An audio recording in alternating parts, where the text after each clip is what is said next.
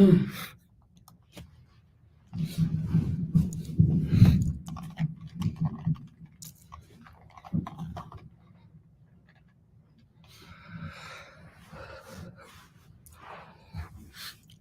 alaikum wa rahmatullahi wa barakatuh. Alhamdulillahi Rabbil Alameen. Wassalatu wassalamu ala ashrafil anbiya wal mursaleen. Sayyidina wa habibina wa maulana Muhammad wa ala alihi wa sahbihi ajma'in. Rabbi shrah li sadri wa yassir li amri wa hlul uqdatan min lisani yafqahu qawli. Rabbi yassir wa la tu'assir wa tammim bil khair wa bika nasta'in. Allahumma anfa'na bima 'allamtana wa 'allimna ma yanfa'una. ربي يسر ولا تعسر وتمم بالخير وبك نستعين يا فتاح.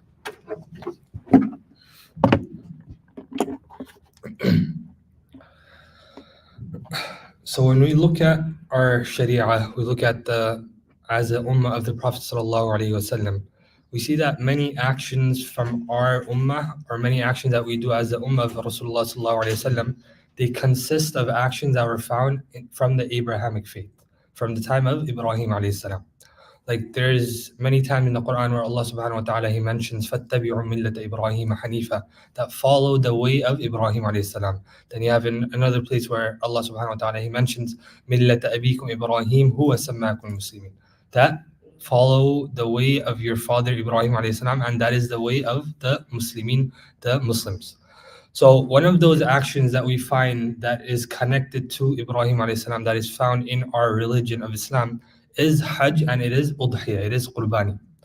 Right? So when we look at that, we look back at the time of Ibrahim alayhi salam, we see that once we know the whole story about how Ibrahim alayhi salam, he left everything, he took his wife Hajra alayhi salam and Ismail alayhi salam, and he took them to a deserted land, and we know the whole story over there. But once Ismail alayhi salam, he grew older, so Allah subhanahu wa ta'ala, He ordered Ibrahim alayhi salam and He ordered Ismail alayhi salam to build the Kaaba, to build the house of Allah subhanahu wa ta'ala. So once, during that process, there were many rituals that happened with Ibrahim alayhi salam that we find in the method of Hajj. For example, we have Hajj alayhi salam running from one mountain to the other, that's known as Sa'i. And we have where Ibrahim alayhi salam, that shaitan confronted him while he was building the Kaaba. So Allah subhanahu wa ta'ala ordered Ibrahim alayhi salam then to pelt the pillars, or pelt those places. So now we have Jamarat, where we pelt the pillars. So these things, these rituals that Ibrahim alayhi salam did then, are still surviving until now.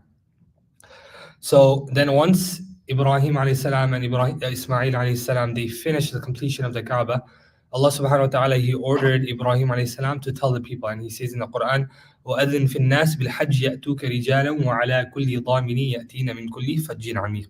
That He tells Ibrahim alayhi salam that to announce, to proclaim to the people the Hajj, meaning tell them the announcements of Hajj, of the pilgrimage.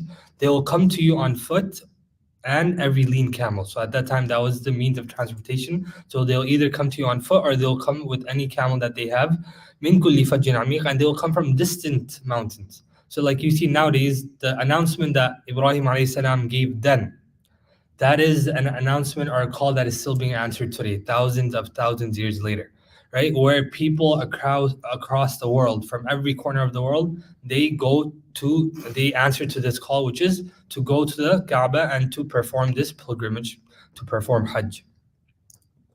So this is just us realizing that a few actions in our Sharia there are some that are connected to from the time of Ibrahim alayhi salam.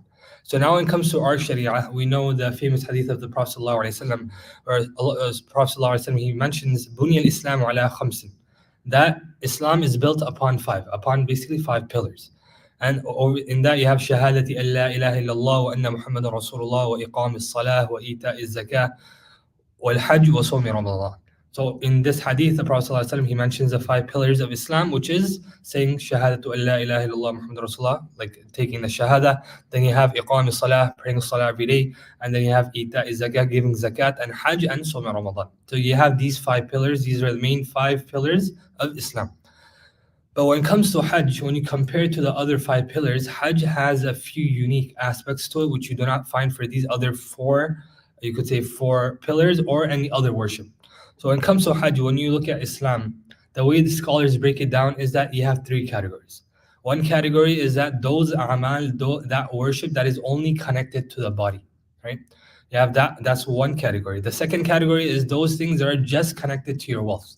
So in the first category, in which it is connected to just your body, we find what? We find salah in that category, and we find som, fasting, in that category.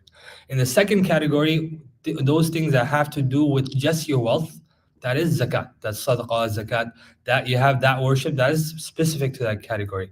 Or you have many other things like you have kafara, all that will fall under this category.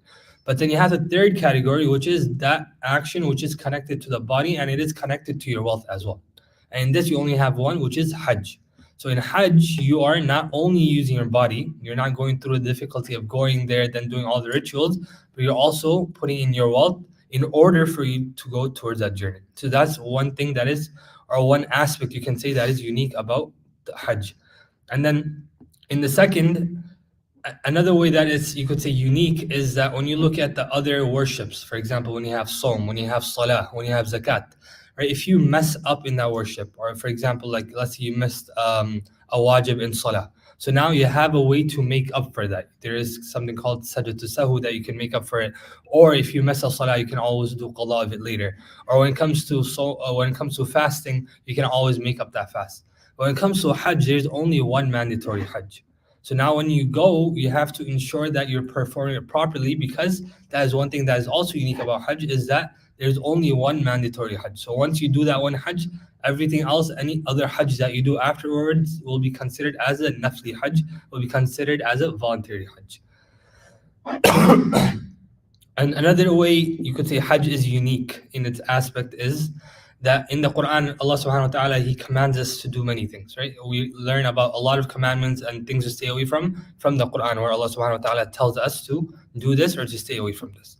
So now when it comes to Sawm, or when it comes to Zakat, or when it comes to Salah, Allah subhanahu wa ta'ala, He says, Aqim as-salah. He's ordering us straight that, perform Salah. And then when it comes to fasting, He says, فَلْيَصُمْ, that fast. He's ordering us over there. And when it comes to Zakat, He's also ordering us. He says, وَآتُ الزَّكَاةِ, give Zakat.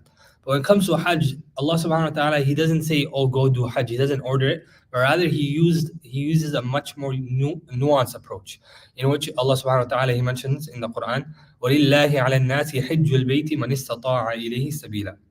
That Allah subhanahu wa ta'ala, He doesn't order that, oh, go perform Hajj. But rather, He says that, وَلِلَّهِ عَلَى النَّاسِ, and it is the right, or it is due to Allah subhanahu wa ta'ala upon the people. وَلِلَّهِ عَلَى النَّاسِ حِجُّ الْبَيْتِ, that they do a pilgrimage to Hajj, and they do Hajj, مَنِ اسْتَطَاعَ إِلَيْهِ سَبِيلًا, and that is for whoever can find a way to get there. Inshallah, Mufti Sal will cover the fiqh aspects of it in terms of when do you qualify, or when do you have to do Hajj. But Allah subhanahu wa ta'ala, He's saying here that it is due to Allah, that it is His right that His servants go to perform Hajj when they are able to do so. But when it comes to Salah, when it comes to Zakat, and when it comes to all these other worships, Allah subhanahu wa ta'ala, He doesn't use, you could say, this wording. He gives a direct command, which is go do this, go perform Salah, go give Zakat, go fast. But for Hajj, He used this more nuanced approach. And another thing we can see is that when it comes to Salah, when it comes to Sawm, we have ayat that come throughout the Quran that give us the commandments of doing these actions. When it comes to Hajj, Allah subhanahu wa ta'ala, you could say, allocated an entire chapter just for Hajj. You have Surah Al-Hajj in the 17 juz, in which Allah subhanahu wa ta'ala, He talks about, the different aspects of pilgrimage, and how Ibrahim alayhi salam, and how everything came to be. So as we see in this ayah, where Allah subhanahu wa ta'ala, He says, مَنِ اسْتَطَاعَ إِلَيْهِ سَبِيلًا, that whoever is able to do Hajj, that they should do it right away. So from this, we also understand that someone who is able to do it, they should not delay in doing so. We learn this from the ahadith of the Prophet sallallahu alaihi wasallam, where it comes in a hadith Qudsi actually, that إِنَّ اللَّهَ يَقُولُ, so that Allah subhanahu wa ta'ala, He says, إِنَّ عَبْدًا أَصْحَحْتُ لَهُ جِسْمَهُ, that Allah subhanahu wa ta'ala is saying that I have the servant and I have granted him good health. أَصْحَحْتُ لَهُ جِسْمَهُ, that his health is good, that he is able to go.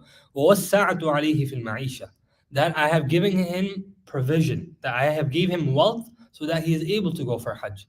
But تَمُضِي عَلَيْهِ خَمْسَةُ أَعْوَامٍ لَا يَفِدُ إِلَيَّ لَمَحْرُومٍ, that Allah subhanahu wa ta'ala, now you can see He's kind of you can't say complaining, but he's kind of showing his complaint that he's saying that تمضي عليه خمسة أعوام, that although this servant of mine, he has good health and he has the wealth, I have granted him the provision to use that wealth to go for Hajj, but تمضي عليه خمسة أعوام, that 5 years have passed, لا يفد إلي, but he has not came to me yet.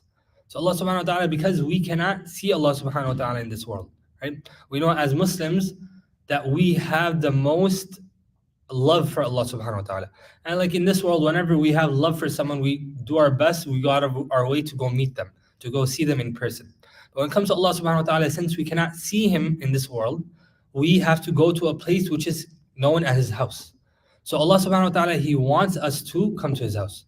As we mentioned in the ayah, وَلِلَّهِ عَلَى النَّاسِ, because it is a right of Allah subhanahu wa ta'ala that since we love him and he granted us so much, especially if he has provided us a way to get there, then he is complaining, he's saying that لا يفد إلي لمحروم, that this person is mahrum.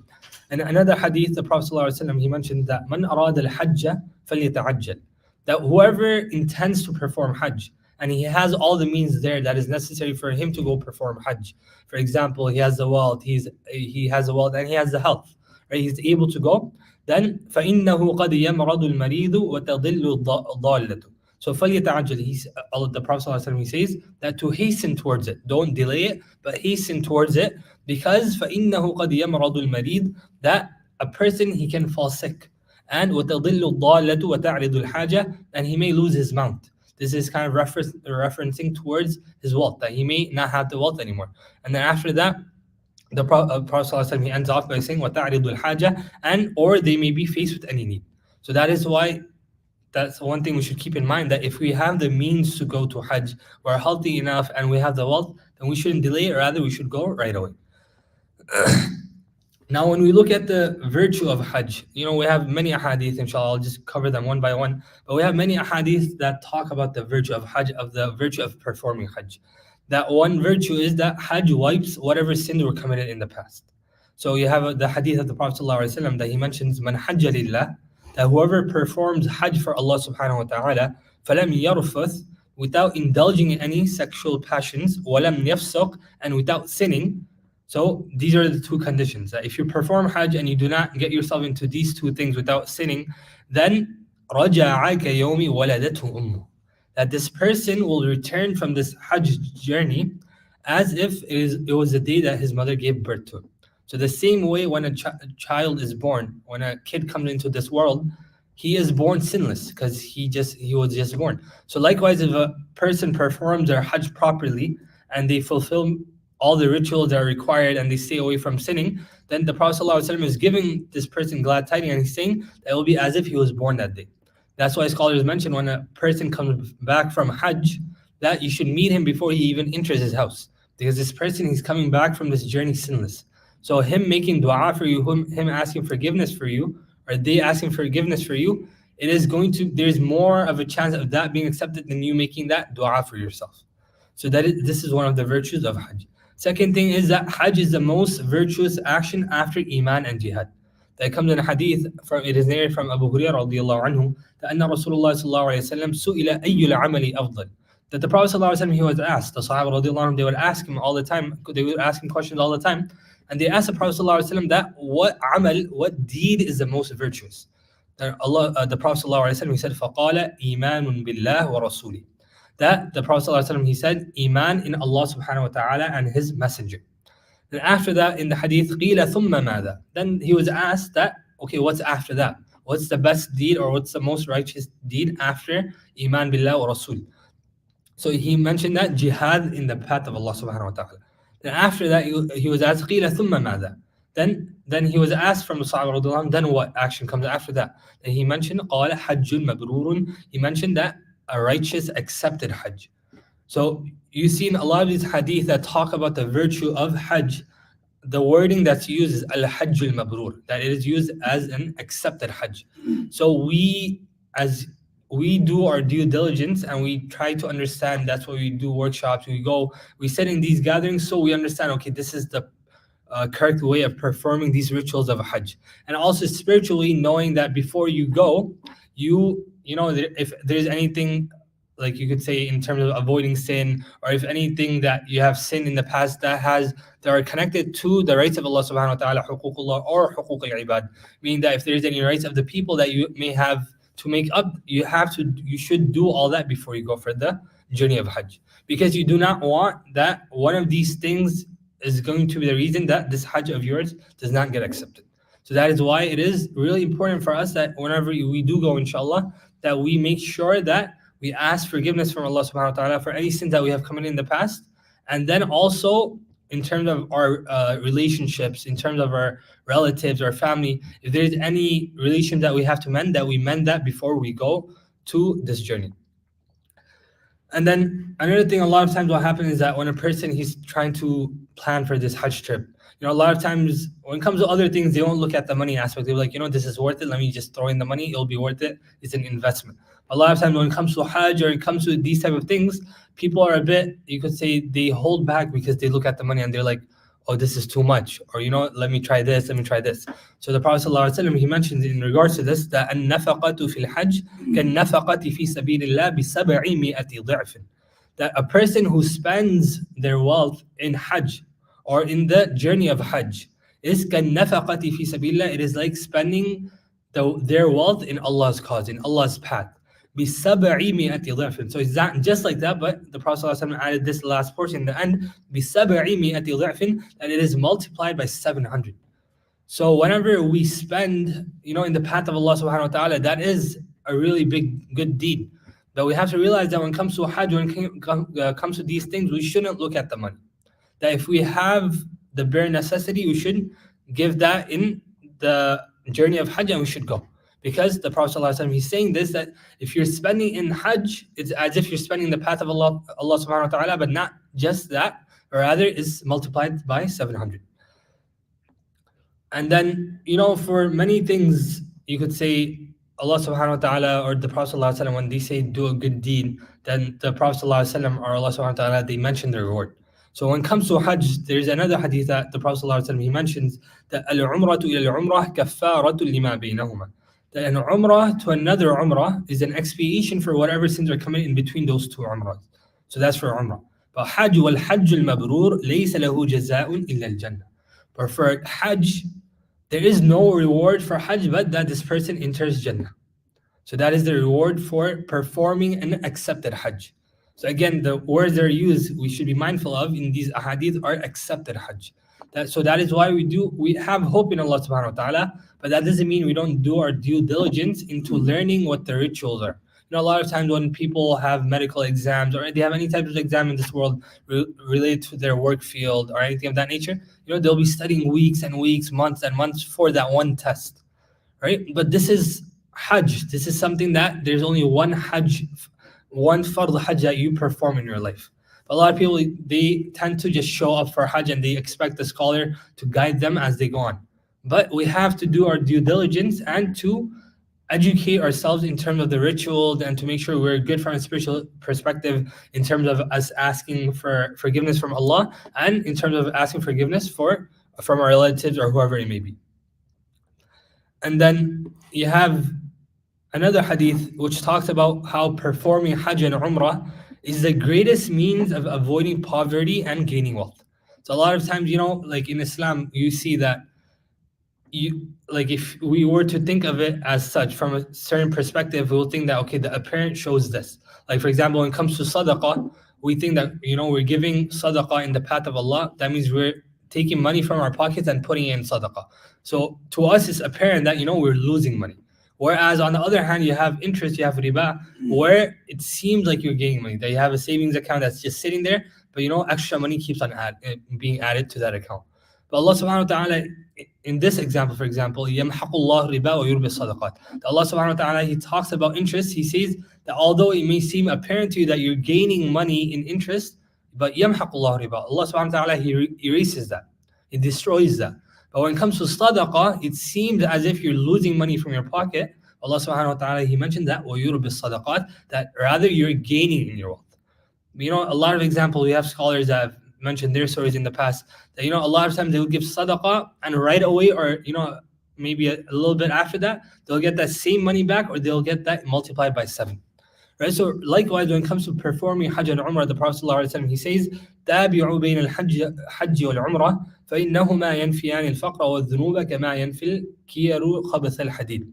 That the Prophet ﷺ, he's saying that تابعوا بين الحج والعمرة, that keep on going, follow up with Hajj and Umrah, and they remove, meaning فإنهما, that Hajj and Umrah, they remove poverty and sin as the bellows remove impurities from iron. So the Prophet ﷺ, he's giving that example, that if you're able to keep on performing Hajj and Umrah, because this will be a means of you to stay away from poverty and to gain wealth. And this was in regards, you could say, to the action of Hajj itself. But now when it comes to the person who is performing Hajj, the Haji, there's a hadith that talks about how the dua of the Haji gets accepted. The Prophet ﷺ, he mentioned that al-Hajj wal-Mu'tamir wafdullah da'ahum fa'ajabuhu wa sa'aluhu fa'atahum. That a person who is performing Hajj and Umrah, they're wafdullah, they're the delegation for Allah subhanahu wa ta'ala. Da'ahum fa'ajabuhu. That he invited them, and they answered his invite. So meaning Allah subhanahu wa ta'ala, he asked for them to come to perform Hajj or Umrah, and these people who are going for it, they answered his invite. Therefore, وَسَأَلُوهُ فَأَعْطَاهُم. So now whenever they ask Allah subhanahu wa ta'ala for anything, Allah subhanahu wa ta'ala will accept it. So you could say, so like from a Hajj standpoint, in terms of the action of Hajj itself, you have its virtues, and then you have this really big virtue for the person who is performing Hajj or Umrah. Allah subhanahu wa ta'ala, he sees this person as someone who is answering his call of coming to his house of Allah subhanahu wa ta'ala. And now Allah subhanahu wa ta'ala is saying, ask me anything and inshallah I will give it to you. So now these are for those people who are able to go do Hajj. But now we have to understand that it's not that these days are just blessed for those who are going to perform Hajj.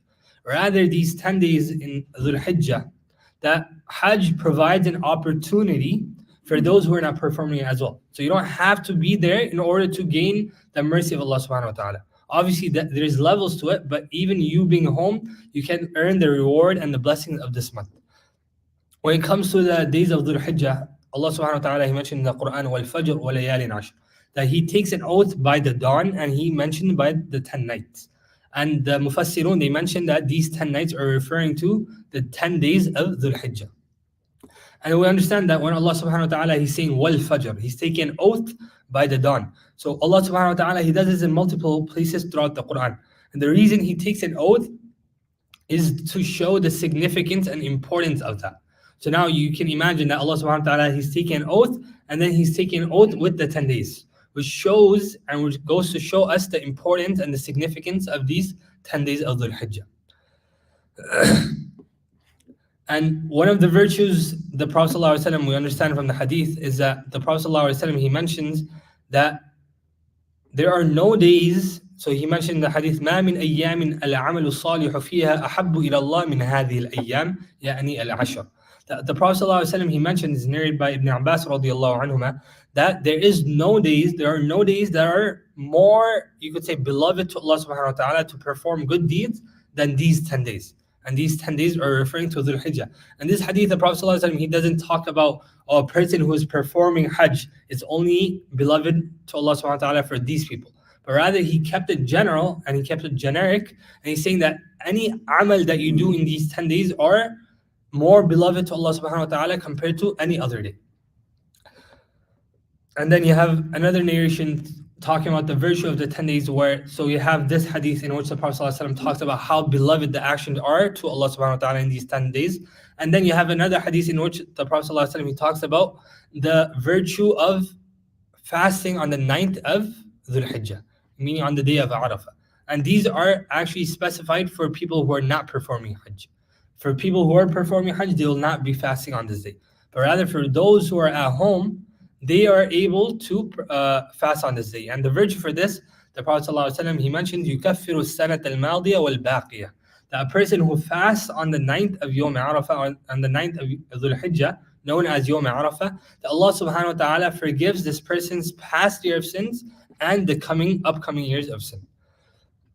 And then another hadith, the Prophet ﷺ, he mentioned, ما من أيام أعظم عند الله ولا أحب إليه من العمل فيهن من هذه الأيام العشرة فأكثروا فيهن من التهليل والتكبير والتحميد. That again, the Prophet ﷺ, he's talking about how virtuous, how beloved these 10 days are to Allah subhanahu wa ta'ala. So he's telling us, فأكثروا فيهن من التهليل والتكبير والتحميد, that so during this time, during these 10 days, recite tahleel, meaning La ilaha illallah, then recite takbir, Allahu Akbar, and recite tahmeed, Alhamdulillah. So if you're not going, regardless, these 10 days are really beloved to Allah subhanahu wa ta'ala. If you're able to go for Hajj, we ask Allah subhanahu wa ta'ala to accept that Hajj from us and to grant us all our du'as. But if you're not going, that doesn't mean we just sit back and relax at home.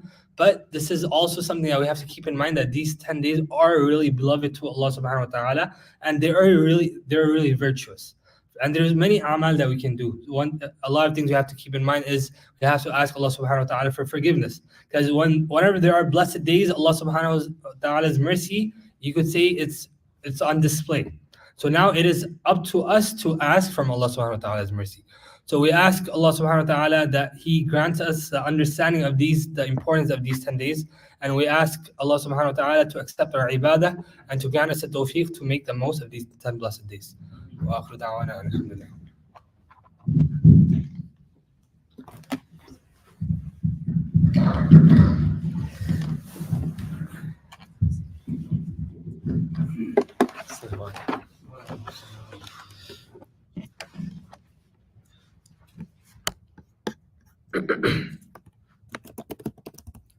So, our apologies, we weren't able to present on the TV screen because there's an issue with the TV.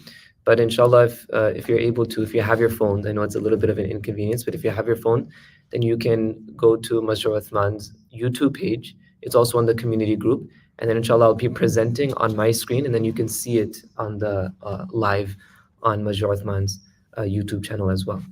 So let me just start presenting.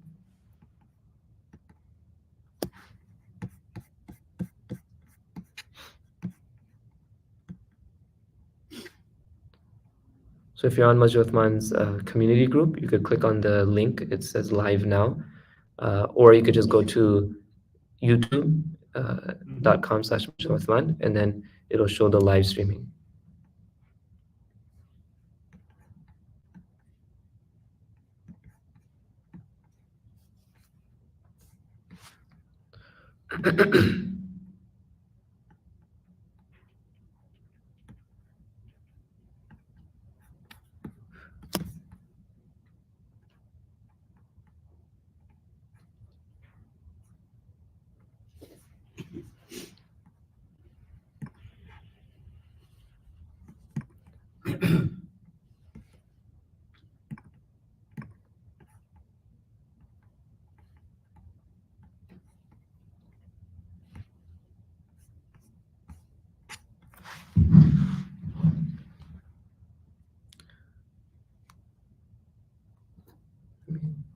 Just check, is it showing?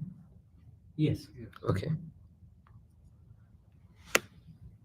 Actually, but it's not showing the correct screen, right? Yes. Showing StreamYard, login code. Yeah. Sorry, give me 1 second.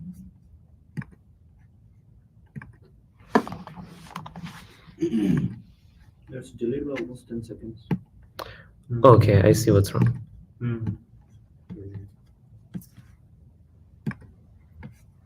Okay. Is it showing now? Let's just check. Yes. Okay. Yeah. All right. So Bismillah ar-Rahman ar-Rahim. Alhamdulillah wa salatu wa salamu ala Rasulillah amma ba'd. So Jazakumullah khairan, Mufti Abdul Rahman, for the information on preparation for Hajj and different things that we should be doing beforehand in preparation for Hajj, right? Hajj is a huge journey, right? It's a journey of a lifetime, literally. And it's the thing that Sharia mandates for the one who is able to go for Hajj only once, that the person has to do it, right? That's how big of a journey it is, right? Allah Ta'ala is not saying that you have to go for Hajj once every 2 years or once every 5 years or once every 10 years. Rather, if you have the ability to go for Hajj, you only have to go for Hajj once in your entire life. Right? It's not like prayer, it's not like zakat, it's not like fasting that you have to do on a regular basis. But Hajj is that thing that you do once in your life if you're able to do so. If you are able to do more, you could do more. But it just goes to show how big of a journey Hajj actually is, that the Sharia does not mandate that we do it on a regular basis. So Hajj is a thing that we should, and alhamdulillah, all of you are here today, prepare for, right? We should not be like individuals who delay, like let's say they're going for Hajj. This is a very common thing. They know they're going for Hajj, and then they'll wait till they're there performing Hajj, and then they'll wonder, okay, what am I supposed to do now, right? But rather, it's something that we should be preparing for and learning about and understanding what we're supposed to do before we go there, so that it makes more sense once we're actually there. Hajj is also one of those things, I'm sure Mufti Rahman can also attest to this, that no matter how much you study Hajj, right? I remember throughout Alam course, we study Hajj in so many different fiqh books, right? We cover different fiqh books, and you study Hajj, you learn about Hajj. But no matter how much you learn about Hajj, it's one of those things that you will not fully comprehend or understand until and unless you actually go and perform Hajj, right? And so there's a famous story of a scholar who wrote a book on how to perform Hajj. And Allah knows best the authenticity of this story, but it's a funny story nonetheless that's oftentimes mentioned. And so that's why I'm not going to mention the scholar's name, because I don't know the authenticity of it. But it shows the importance of actually, or the reality of, you're not going to understand Hajj until you go there. So there's a scholar, it said, that he wrote this, and he is a famous scholar, and he wrote a book on Hajj. But when he went to perform Hajj, he started doing tawaf from the wrong side, right? You know, when you go and do tawaf and you're looking at Hajj al-Aswad, the Kaaba is supposed to be on your left side, right? And you're walking around the Kaaba. He turned the other side and the Kaaba was on his right side. And this goes to show that unless you actually perform Hajj and you go there and you understand it and you experience it, it's very difficult to actually fully comprehend. And alhamdulillah, I've been for Hajj 2 times. And so I have a little bit familiarity with, some of the terms and what's going on. And alhamdulillah, obviously, I answer many questions regarding Hajj. But if you're not able to follow completely, or there is some things that are confusing, and inshallah, if any of you are going for Hajj, just know that while you're performing Hajj, inshallah, you'll kind of make sense of these things. And as long as you have some familiarity beforehand and you're going with a respected individual or scholar, someone that you can ask questions to on your phone, then inshallah things will be easy. But just by a show of hands, does anyone plan on performing Hajj this year from this group? Okay, mashallah. That's great, alhamdulillah. Okay, so you guys are able to follow on the screen, right? It says, what is ihram? It says Umrah. It's a little bit deleted. Yeah, it's a little bit deleted. Okay, khair. So what is that? So what is ihram? Right? Ihram is something that you have to be in while you're performing Hajj. Okay, but what is ihram? Ihram, oftentimes people think that ihram are the 2 white pieces of cloth that you wear, which that's not incorrect, right? That is what people refer to as ihram. But ihram is much greater than that, right? Ihram is actually a state that you're in.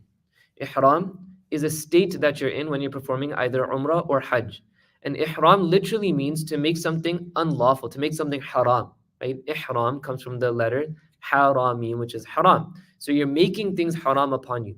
What are you making haram upon you? You're making haram upon you, for example, applying perfume or itar, using scented things, cutting your hair, having intimate relations with your spouse, hunting, right? These things that are normally permissible and actually rewarding, they are now haram for you while you are in this state, right? Where you're performing Umrah or you're performing Hajj. When you're performing Umrah, it's a very short time that you're actually in ihram, right? Maybe half a day, maybe a day max.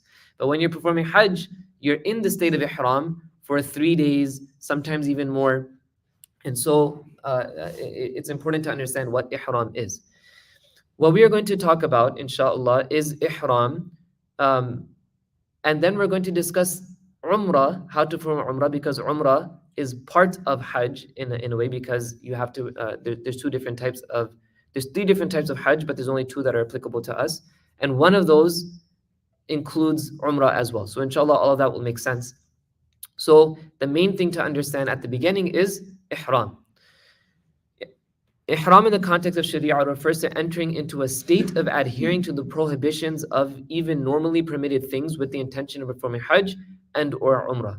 Okay, the wearing of the white clothing symbolizes this state, right? So when someone says that they are in the state of Ihram, that doesn't mean that you just put on the 2 white pieces of cloth and that's it. Rather, it's an entire state that you're in, right? You're no longer allowed to, once again, perform certain things that you would normally do, like putting on itar or cologne or perfume or stitched clothing for men. And we'll talk about this in more detail. Before coming into the state of Ihram, there's a little bit of a delay, but inshallah, you'll see after a few seconds. I switched the slide. Before coming into the state of Ihram, it is sunnah to take a bath, right? A ghusl, you should do ghusl. It is mustahab to trim one's mustache, remove unwanted hair from the body, clip nails, apply itar before you're in the state of Ihram. Okay, now the male ihram is 2 white pieces of cloth, preferably 2 new white pieces of cloth, or washed, it can be as well, which is an upper garment and a lower garment, right? Sometimes it's difficult for people to understand or to wear the ihram, right? And that's just because normally we're not wearing 2 white pieces of cloth, right? Alhamdulillah, most people are not used to just wearing 2 white pieces of cloth. Alhamdulillah, Allah Ta'ala has given us many different types of clothing that we're able to wear. But some people who wear lungis or izars, they may be familiar with how to tie the lower portion, right? If I brought an ihram, I could have showed you, inshallah, maybe after the presentation. You have an ihram with you? Is it? Oh, okay. Yes. So the izar, can it be stitched from center, or it has to be the open? Okay, so what means by stitched is, of course, if you look at the white piece of cloth, it's stitched, right? At the end of the day, it's stitched, but it can be stitched closed or stitched to the shape of the body. So that is what is meant. So if it's stitched to the shape of the body, then that is impermissible. So it has to be an open piece of cloth that you're wrapping around your body. You can wear a belt that holds it in place, or you can even have a pin that holds it in place, but it can be stitched closed, okay, or conforming to the shape of the body. Okay. The belt can have stitches, right? Yeah, the belt can have stitches. Yeah, so you could wear a belt, either one of those belts that you could put like a passport and wallet and things inside, or just a regular belt that you wear with like khaki pants or something, whatever you want to put on to hold up the ihram, that's fine. Okay. So, Yes. taking a shower is sunnah before donning the ihram. That's right. So, practically, if you are going from here to Jeddah or somewhere, Yeah. so. So when you put on the ihram, and inshallah we'll talk in more detail about the miqat and when you're supposed to put on the ihram, but normally speaking, if you're going to Makkah first, right, you're not going to Medina first, you're going to Makkah, so you're flying in through Jeddah, then you would put on the ihram prior to landing in Jeddah, right? And so that means that you're going to be putting on the ihram either in the airplane or at the airport, wherever your transit is. And in that situation, right, it's not possible to take a shower unless you have like some lounge pass or something where they have a shower, but normally people will not have the ability to take a shower. So what you could do is you could take a shower before leaving to the airport at home, right? Although it's going to be many hours before you actually put on the ihram, and maybe even a day before you put on the ihram, but at least inshallah that will count, inshallah, because otherwise you can't take a shower at the airport except with difficulty. And then before you put on the ihram, you could just make wudu. Inshallah, but we'll talk about that in a few slides. So aside from the 2 white pieces of cloth, men, right, and we're specifically talking about men right now, men should wear slippers or sandals which expose the midfoot area and the ankle. Okay, so for those who are in person, they can see, but the ankle has to be uncovered. Okay, this is according to all of the madahib. But there's also the top portion of the bone, right? If you're looking at someone's foot from the side, there's a bone that protrudes in the middle of the foot, okay, around this area. In the Hanafi madhab, this also has to be uncovered. Okay, so if you're wearing sandals that they're just like you put inside your toes over here, and this part is exposed, that's good, that's fine, right? That's okay. or if you're wearing slides, right, what are known as slides, and it's covering the front part of the foot, that's okay. But if you're wearing sandals or chappals or anything that's covering this part of the foot as well, that would not be permissible according to the Hanafi madhab. Okay, so shoes, obviously that covers that bone, so that would not be permissible. Okay, so you should wear slippers, and you should make sure beforehand, before going, that you have chappals or slippers that are valid for the state of ihram. Okay. Now for women, also I want to add here for the men, when you're wearing the 2 white pieces of cloth, you cannot wear anything underneath that, right? So this excludes undergarments, right? Like boxers or a t-shirt or anything. You cannot wear underneath. It's just literally the 2 white pieces of cloth. That's it. For women, there is no restriction in terms of clothing. Women can wear their abayas, they can wear underclothing, they can wear gloves, they can wear socks, they can wear shoes. There's no restriction in terms of clothing. The only thing is that their face cannot be covered, right? Their face cannot be directly covered, okay? So if a woman normally, if she wears niqab, mashallah, if she wears niqab, and in the state of ihram, if she doesn't feel comfortable uncovering her face, then what she can do is she could wear like a visor, like a hat, and then put a piece of cloth over it so it's not directly touching the face, right? And you'll see many women who are performing Hajj or Umrah doing that, where they wear a visor and then they put a cloth over, so the cloth is not directly touching the face.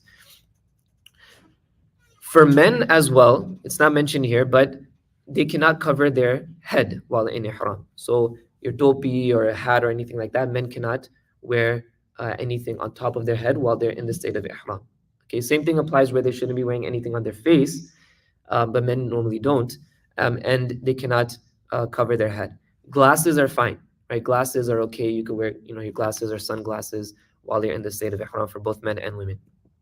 Of course, women have to cover their head even in the state of ihram as well. Now, when you're getting into the state of ihram, so let's say you're at the airport, okay? You're flying through Turkey. Yes, yeah, go ahead. Although it's not a requirement, but what if there is a requirement for mask? If it's a requirement to wear a mask. Yeah. It's not right now, but I'm just saying. Yeah, What happens if there is a requirement for wearing a mask, then you should at least not wear the mask for 12 complete hours, for half the day or more, right? Because then there are some implications where you have to do something at expiation for that. So what you can do is you can wear the mask, but then take it off every now and then, right? When you're sitting in the airplane, take it. And normally you would, right? Maybe you're eating something, they give you food and you're taking it off, or every now and then take it. Don't wear it for a long period of time straight. Take it off periodically. And this did apply, right? When we went, I think you were we went for Umrah together. We had to wear masks at that time, and so the same thing applied, where every now and then we would just take it off. But now they don't have any mandates for masks. But let's say hypothetically, if they do, then that's what you would do at that time. Okay. So when you're praying before you get into the state of ihram, you should pray 2 rakats, which are sunnah. So wherever you are, let's say you're flying through Turkish Airlines, right? So you're going to be stopping in Turkey, Istanbul as a transit, or you're going through Emirates, or maybe you're stopping in Dubai, or wherever your transit is. You would change into your ihram, but you don't have to. You don't have to make the intention to start the ihram yet. Okay, so when you're at the airport, let's say before you get on the flight, you're at the transit stop, and then you're getting on the flight to go to Jeddah. This is only for people who are going to Makkah first, right? So you would pray 2 rakats that are sunnah. Then, and in those 2 rakats, you would recite Surah Kafirun and Surah Ikhlas, preferably. You don't have to, but it's good to recite Surah Kafirun in the first rakat, Surah Ikhlas in the second rakat. And then you would make your intention. Okay, you would make your intention. Once again, though, you don't have to make your intention at that time. You just have to make sure that you make your intention for Hajj or Umrah before you pass the miqat. Okay, the miqat is the boundary which a person has to have intention by reaching the boundary before passing it in order for that to be valid. So if you are, does anyone know where they're going first? Are they going to Makkah or Medina? Yeah, I had a question. Say. So I'm traveling from India. Okay. To Mecca first. Okay. And they said that not to do Niyyah before traveling, and after going there, they will be asking us to do an Umrah first for a day maybe, and then after that, from when we leave from the hotel before we actually leave, then they suggested us to do the Niyyah. Okay, so that's the Niyyah for Hajj they're probably talking about, right? Because you're going to be doing, you're passing the miqat, so you're going to be doing Umrah anyways, as you mentioned. For that, you need an intention regardless. You need the intention before you pass the miqat. So we're talking about specifically the intention for ihram, for either performing Umrah or Hajj. But anytime you pass the miqat and you're going to perform either Umrah or Hajj, you have to make the intention for either that Umrah or Hajj before you pass the miqat. Okay, anyone else? Do they know where? Yeah, they told that you can wear ihram, but don't make niyyah. And while you are reaching the miqat, they will inform. And then Yeah. Yeah. So, okay. So just to make it simple, if you're going to Medina, it's very simple, right? If you're going to Medina, you don't have to wear haram or anything. You spend your time in Medina, go to Masjid Nabawi, whatever you do in Medina, try to pray in the masjid as much as you can. But then when you're starting your journey from Medina to Makkah, then you would put the ihram on while you're in Medina. And then before you pass the miqat, which is just about 10 to 15 minutes away from the haram, you would make the intention and then pass through past the miqat. But if you're flying to Makkah first, that is when you have to put on the ihram while you're in the plane. Now, you don't have to change into your ihram while you're at the airport, right, in your transit. You could change into the ihram while you're in the airplane as well after the transit to Makkah, but it just makes it more difficult, right? Because obviously, bathrooms in the airplane are very small. If you can imagine, the ihram is large, so if you're there's not enough room, right? So it just makes it easier to at least put on the ihram, even if you're not making the intention yet, to put on the ihram while you're at the airport. Then when you get in and pray the two sunnah as well, because usually it's difficult to pray on the plane. So you pray your two sunnah at the airport. And then when you are just about to pass the miqat, and usually they always announce it, right? I've been several times through Turkish Airlines, and they always announce it. I've been through Jordanian Airlines as well, Royal Jordanian. They also announce it. I think every airline will announce when they're going to pass the miqat. So right before they pass the miqat, they will say, we're going to pass the miqat. That's when you can make your intention and recite the talbiyah. Okay, and we'll talk about what that means in a little bit. But if you wanted to do all of that at the airport, just to make it easier, because you feel like you might fall asleep on the plane, and then you might pass the miqat, and then you didn't make the intention yet. Then if someone wants to do pray the 2 rakats, make the intention, and do the talbiyah at the airport, that's also fine. And maybe that can make it easier so that they don't miss the opportunity to do it on the plane as well. But the point is, before you pass the miqat, you have to make the intention and recite the talbiyah. Okay. We're going to skip this next slide, because So the slide is not showing anything at all. No, Okay. not at all. I think the screen went to sleep, and then probably.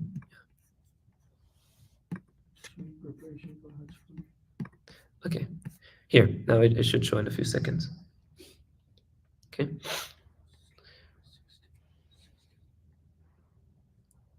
Is it showing now? Yeah, now. Yeah, the miqat one. Yeah, so now you see the miqat. The miqats are from different areas, right? Wherever the person is coming from. So if you're coming through Jeddah, you can see that Jeddah is right inside the miqat, which is why you would have to make the intention prior to passing the miqat. Okay, because Jeddah is technically inside the miqat.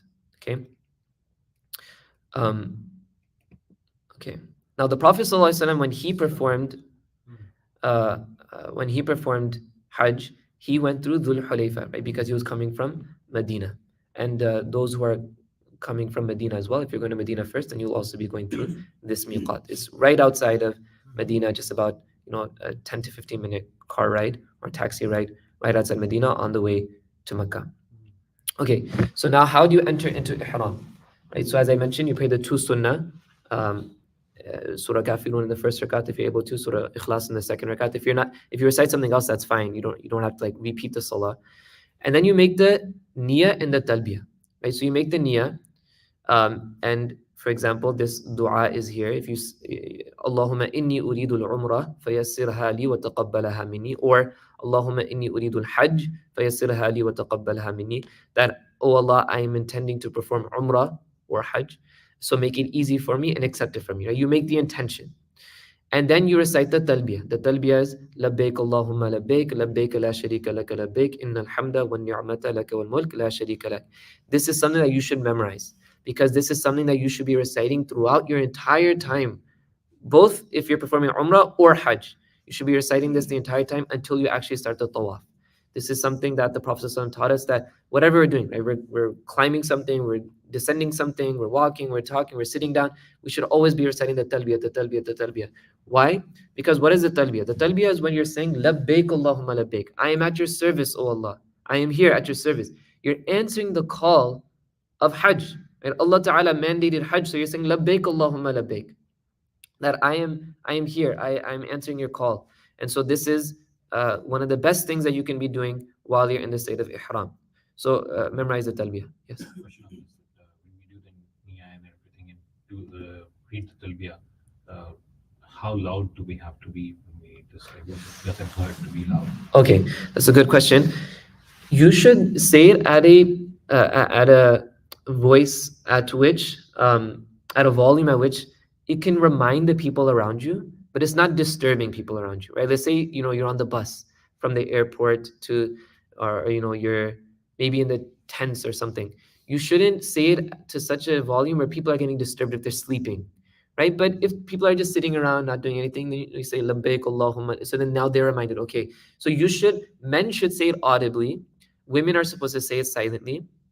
But if you know you're going to be disturbing someone around you, then just do it a little bit quietly, right? But it doesn't have to be screamed, right? Some people yell labbaik Allahumma, right? You don't have to do that, right? Just say labbaik Allahumma labbaik, labbaik la sharika laka labbaik, and people around you, they'll be reminded as well to recite it.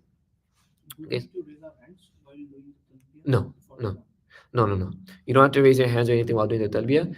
Raising the hands, yes, you will do when you're performing tawaf, when you see the black stone, and we'll cover that inshallah. But during the talbiyah, there's nothing. You just no, for niyyah is yeah. So you recite the dua, you make the intention.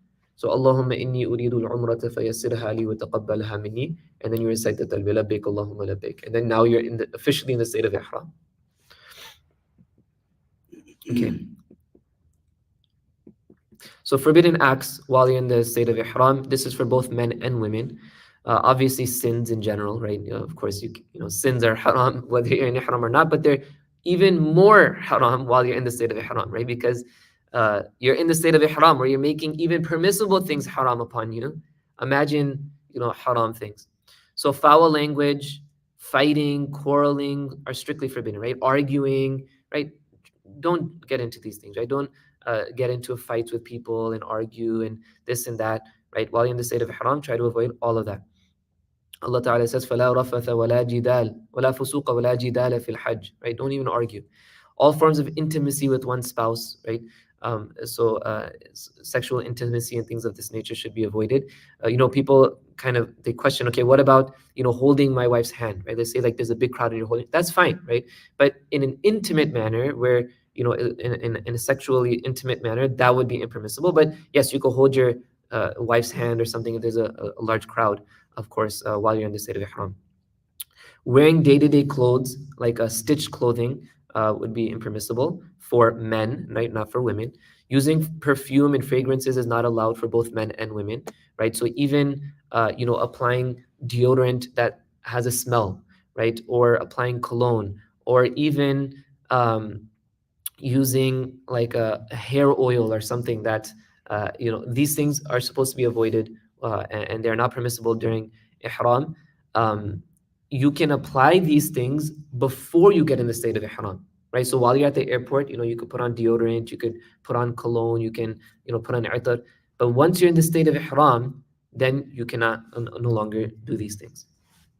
Okay. Removal of body hair is prohibited, right? So, you should avoid combing your hair, even combing, because you're going to pluck some hairs out, right? Trimming your hair, cutting your hair, clipping the nails is also prohibited. Wearing footwear where it covers the shoelace area is prohibited for men, right? Not for women. Women can wear whatever shoes they want to. Okay, it is forbidden for a male to cover their head with something touching the head, right? But if you have an umbrella or something where you're holding, that's fine because it's not directly touching the head. For a male and female to cover the face where it's actually touching the face, to hunt and to kill animals would be impermissible as well. Okay. Now, permissible things while you're in the state of ihram, right? Taking a shower. I know there's a little bit of delay, but it's going to show up. So, taking a shower, right? You could take a shower while you're in the state of ihram, right? Whether you're at the hotel or at Mina or Arafah, you could take a shower, but you cannot use scented soap or shampoo. Okay, just use water. And sometimes, they sell like unscented shampoos and unscented soap.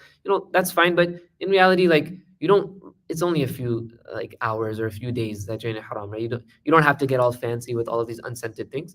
As long as water will clean it, right?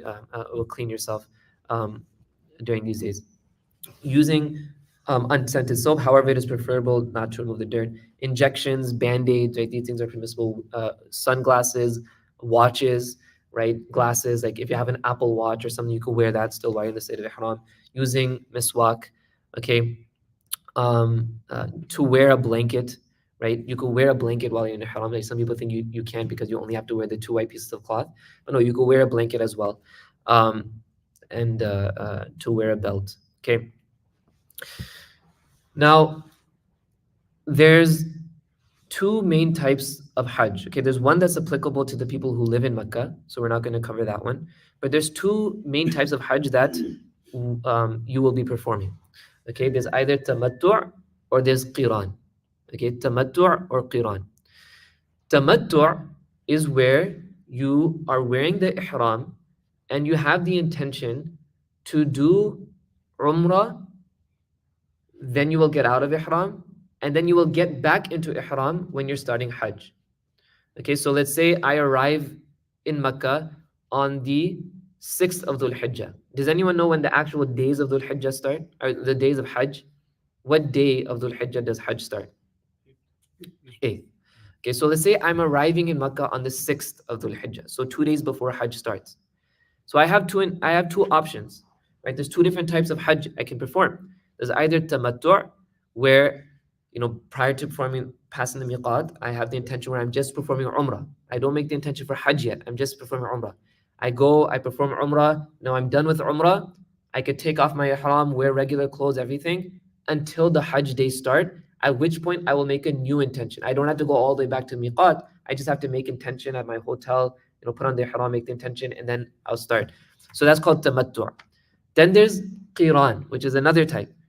And the qiran is that you make the intention before you're passing miqat the first time, let's say the 6th of Dhul Hijjah, when I'm coming to Mecca, I have the intention that I'm performing Umrah and Hajj in the same ihram. So I'm performing qiran, which is that you are coming to perform Hajj, but you're staying in ihram the entire time. Naturally, which one is more difficult? Qiran, of course, right? You're in ihram the entire time. It's not easy to be in ihram, right? For a few hours, maybe it's okay, right? A day. But now if you're in ihram all the way from the 6th of Dhul Hijjah until the 10th, if you come out of ihram on the 10th or the 11th, whenever you perform the tawaf, and we'll talk about that inshallah, that's almost 5 or 6 days that you're wearing ihram. That's not easy. That's quite difficult. Alhamdulillah, I had the opportunity to perform both qiran and tamattu'. And tamattu' is much easier, right? But qiran is more rewarding because of how much more difficulty there is, right? Naturally, when the more difficulty, the more mujahada you're exerting, then Allah Ta'ala rewards you more. So there's a difference of opinion within the madhahib about which one is more rewarding. But in the Hanafi madhab, qiran is more rewarding because you're putting in more effort, and it's a little bit more difficult. But if you're worried about whether you're going to do something that violates ihram, then just do tamattu, right? It makes it easier. You perform umrah, you get out of ihram, you're relaxing until the 8th of Dhul Hijjah, then you put on your ihram again. So you have both of these options. Okay, so that is why we're going to be quickly talking about umrah first, and then we're going to discuss Hajj in detail. Okay. Yes. On that, uh, Yeah. so I've heard some scholars mention that the Prophet ﷺ did one Hajj and that was Qiran. Is that true? The Prophet ﷺ did one Hajj, that is correct. But I believe the Prophet ﷺ actually did tamattu'. Do you recall? Sorry? They're different, yeah. So I think this is where the difference of opinion comes from. Like, which one did the Prophet ﷺ do, or is it with the Prophet ﷺ, he advised certain Sahaba to do something. Although the Prophet ﷺ did one Hajj, he advised the Sahaba to do a different type of Hajj. So that's where all the differences of opinion come from. But in the Hanafi madhab, Qiran is a more rewarding one. In the other madhahib, you'll have some madhahib that say tamattu' is more rewarding. So if someone like makes intention for Quran, he is not able to do it. Can it be switched? So if they no. Yeah. So if you have made intention of Quran, you have to complete the whole. That's right. Yeah. I mean, if you come out of the state of ihram, then you would have to either, and then you're going back in the state of ihram, then you would have to sacrifice an animal. You'll have to do dam, which we'll talk about inshallah. Okay. Yes. If you're doing tamattu, you enter the miqat, make intention for umrah, right? So on the 8th of Dhul Hijjah, when you're making intention for Hajj, you don't have to go back to the miqat to make. That's correct. You don't. You just do it from wherever your hotel, right? You just put on the ihram at your hotel in Makkah, and then you would pray the 2 rakats, and then make the intention, recite the talbiyah, and then go to Mina. Yeah. Mina is just a few minutes away, like 15-20 minute car ride, not even depending on the traffic. So that's a very important point, right? And Yeah. if you want to do Umrah ever again, you have to go to the Umrah. That's right. Right. If you want to perform multiple umrahs, Mhm. even in general, like throughout the year, you want to perform multiple umrahs, you would, after you do the umrah, you don't have to go all the way to the miqat, like outside of Jeddah. You would go to Tan'im, which is also known as Masjid Aisha, which is very close to the haram. It's only a 15-minute car ride. So that's basically the miqat for the people who are inside of Makkah. So now that you're inside of Makkah, you don't have to go all the way to the miqat that you would have to pass when you're coming from outside of Makkah, because you're inside of Makkah. So you just have to go to Tan'im, which is also known as Masjid Aisha, which is just a 15-minute taxi ride. And then you would put on the ihram, make the intention, or you could even put on the ihram before you get there. But then once you get there, you pray 2 rakats, you make the intention, you do the talbiyah, and then you perform umrah again. This doesn't apply for For Hajj, yeah, this is not applying for tamattu. Yeah, this is just if you want to do multiple umrahs. But yes, for tamattu, after you're done, you come out of ihram. After you're done with umrah, you come out of ihram. You're whatever the next 2 days, you're just relaxing. Praying in the haram, doing as much ibadah as you can, and then on the 8th of Dhul Hijjah, you put on the ihram at your hotel, pray 2 rakats, make the intention, do the talbiyah, and then you go to Mina. Okay, and what I would definitely advise is to save your energy during these days, right? Even if you get to Umrah, if you get to Makkah early, right? People try to do like as many Umrahs and things as they can. Hajj is very tiring, right? Don't exert your energy too much prior to the Hajj day starting. You want to relax and take as much time as you can, because Hajj is very, takes a toll on the body, right? And so you don't want to get sick, or you don't want to get too tired. Okay, so for Umrah is very simple. Okay, Umrah is right, as you can see, these 7 things, right? Doing the ghusl is sunnah, as we mentioned. 2 rakats before ihram is sunnah, as we mentioned. Ihram itself, right, with the intention and talbiyah is farad. We already talked about that. Tawaf, we're going to come to. After the tawaf, you pray 2 rakats. Then there's sa'i, and then you shave your head or you cut your hair, and then you're done with Umrah. Right? It's just these 7 things, right? And really, it's only 4 things, really. I mean, of course, you're wearing the ihram. It's just tawaf, praying the 2 rakats after tawaf. You could kind of even include that as one thing. And then there's sa'i, and then there's shaving the head or cutting the hair. So it's really 3 things that you have to do for Umrah. Okay. Now, when you are coming to Mecca, right, you will obviously go to the hotel first, right? You'll put your luggage at the hotel in your room. And if you wanted to take a shower and freshen up, you can. Remember, but you can't use scented soap or shampoo or anything at that time. But you could take a shower, use the restroom, relax. You don't have to perform Umrah right away. Right? You could take your time. But then once you are performing Umrah, after you're relaxed and you have your energy and you eat or whatever you want to do, then you go to the Haram. This entire time you should be reciting the talbiyah. Remember, labbaik Allahumma labbaik labbaik. Whenever you remember, you should be reciting the talbiyah. Yeah. One can change the cloth of ihram, That's right. right? Yeah. So if you take multiple cloths with you, like multiple ihrams with you, you can change it. Let's say that one gets soiled or it gets dirty, and then you change that. That's fine. But you should make sure that the ones that you're changing into are not scented or have perfume or cologne on them. But you could change into a new ihram. While you're in the state of ihram, you could put new white pieces of cloth on. Right? Okay. So once you are going to the Kaaba and you're going, and I'm skipping through some of these things because there's a lot of information, but we're just, sometimes when you're hearing too much information, then it gets difficult to comprehend everything. So now when you're going to the Haram to actually perform the tawaf, right, you would enter obviously with your right foot, like you do in every masjid, that you should try to enter with the right foot. You go to the Kaaba and you walk towards the Kaaba, and you should try to, as much as possible, keep your sight lowered a little bit, right? Because the first sight that you see of the Kaaba, inshallah, that's a time where your du'as are accepted, right? So you want to, be in an area where you're right in front of the Kaaba and you're making du'a and you're looking at the Kaaba. And if you're all the way at the entrance of the Haram and then you see the Kaaba and then you make du'a, it's not the same feeling, right? So you try to get close to the Kaaba, and then you look up and you make du'a, and inshallah, that's a time where your du'as will be accepted. Okay, so you stop and you make du'a. This is a very sacred place and time for the acceptance of du'a. Okay. Yes. This is for each Umrah. This is for each Umrah, yeah. So you can make dua while entering the Haram each.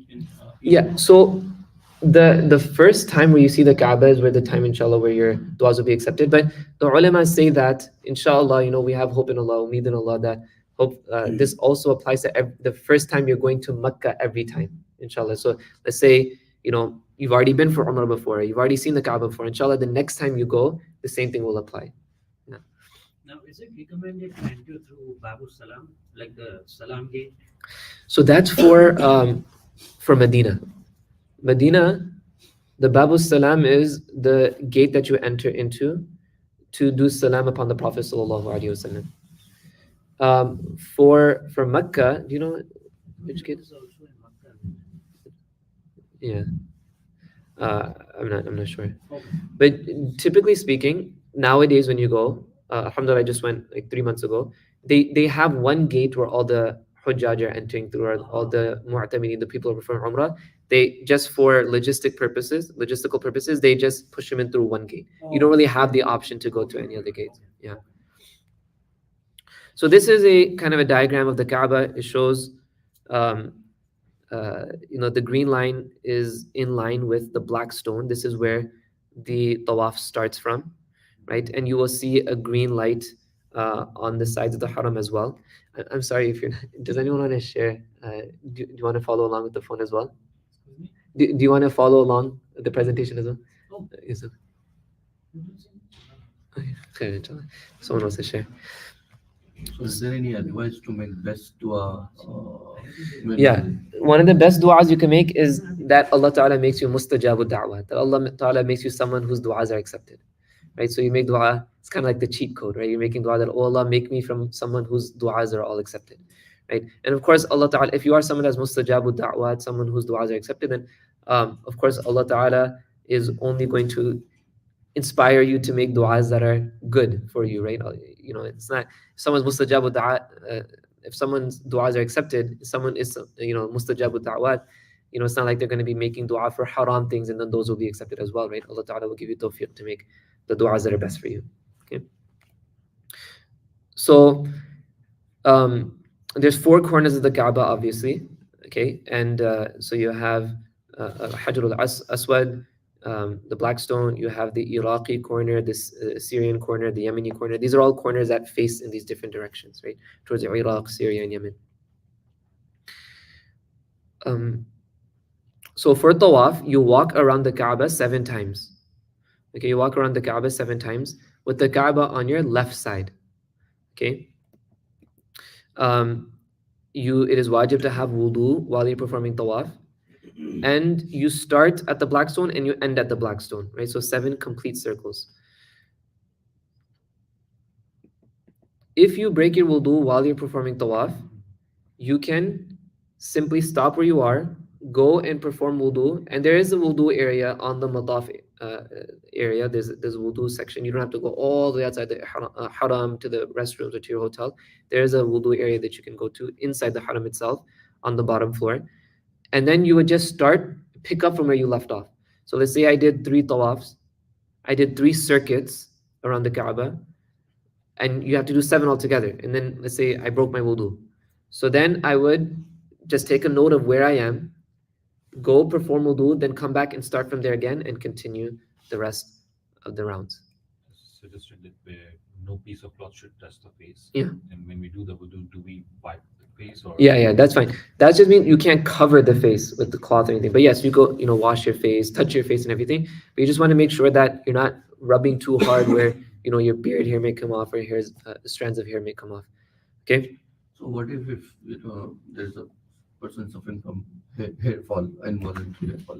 So, yeah, then that's an exception, right? That's an exception. Inshallah, they should just give some sadaqah afterwards, asking Allah that if there's any deficiency, then oh Allah, please forgive me. But that's an exception where they should be mindful, of course, still, where they're not like purposely doing anything to exaggerate the falling of the hair.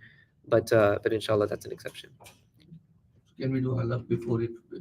If you are more worried about that. Yeah. I mean, before going for Hajj, if you wanted to just shave your head or something, if you're more worried about that, then that's fine. Yeah. You would still have to do so after Umrah and Hajj. You still have to do so. But if you're already, let's say you're bald or you have short hair, you still have to cut the hair. But let's say someone is bald, they would just run the blade over their head, just symbolically. Okay. Okay. Now, while you're performing tawaf, men, right, this only applies to men, they would they should uncover their right shoulder, right? So you wear the ihram in such a way that it's wrapped around your left shoulder and it's exposing your right shoulder. Okay, this is called ittiba'. It's called ittiba'. So you do this the entire 7 rounds.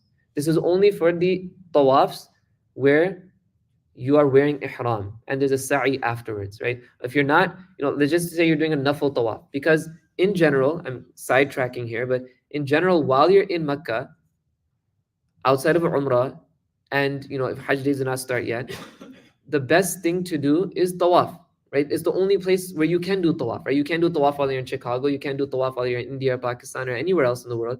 You can only do tawaf while you're in Mecca. So the best ibadah to engage yourself in while you're in Mecca is tawaf.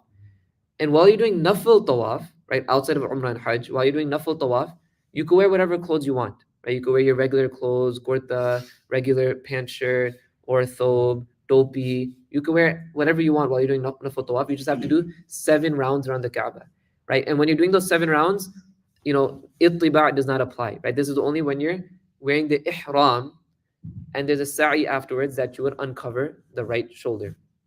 Okay, so this is called ittiba'. Also, yes.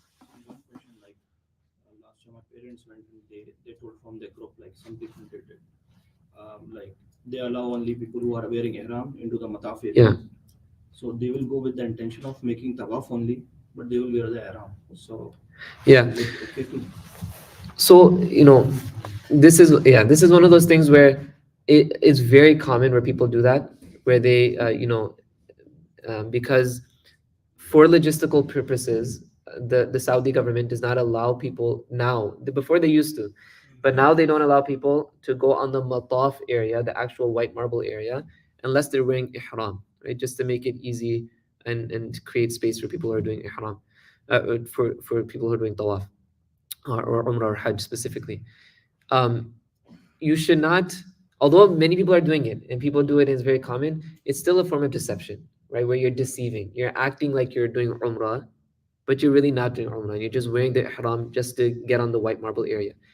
You can do tawaf on the first floor. Yes, it's a lot longer, but that's where logistically where they made it so that you do tawaf. For people who are not doing Umrah, you do tawaf on the first floor, right? Yes, it's a bigger circumference, so it's going to be a little bit longer, but it really only takes about an hour and 15 minutes or an hour and a half if you're walking, at a slow pace. It's only going to take you an hour and a half.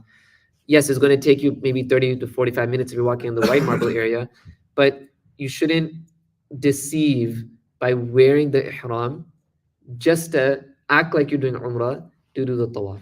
Right? So it's something that I would definitely encourage someone to avoid doing. Okay. Yeah. Okay. So for the 7 rounds, men will uncover their right shoulder, and women obviously will not. Right? They'll just keep their clothes the same. And at the same time, sorry, 1 second.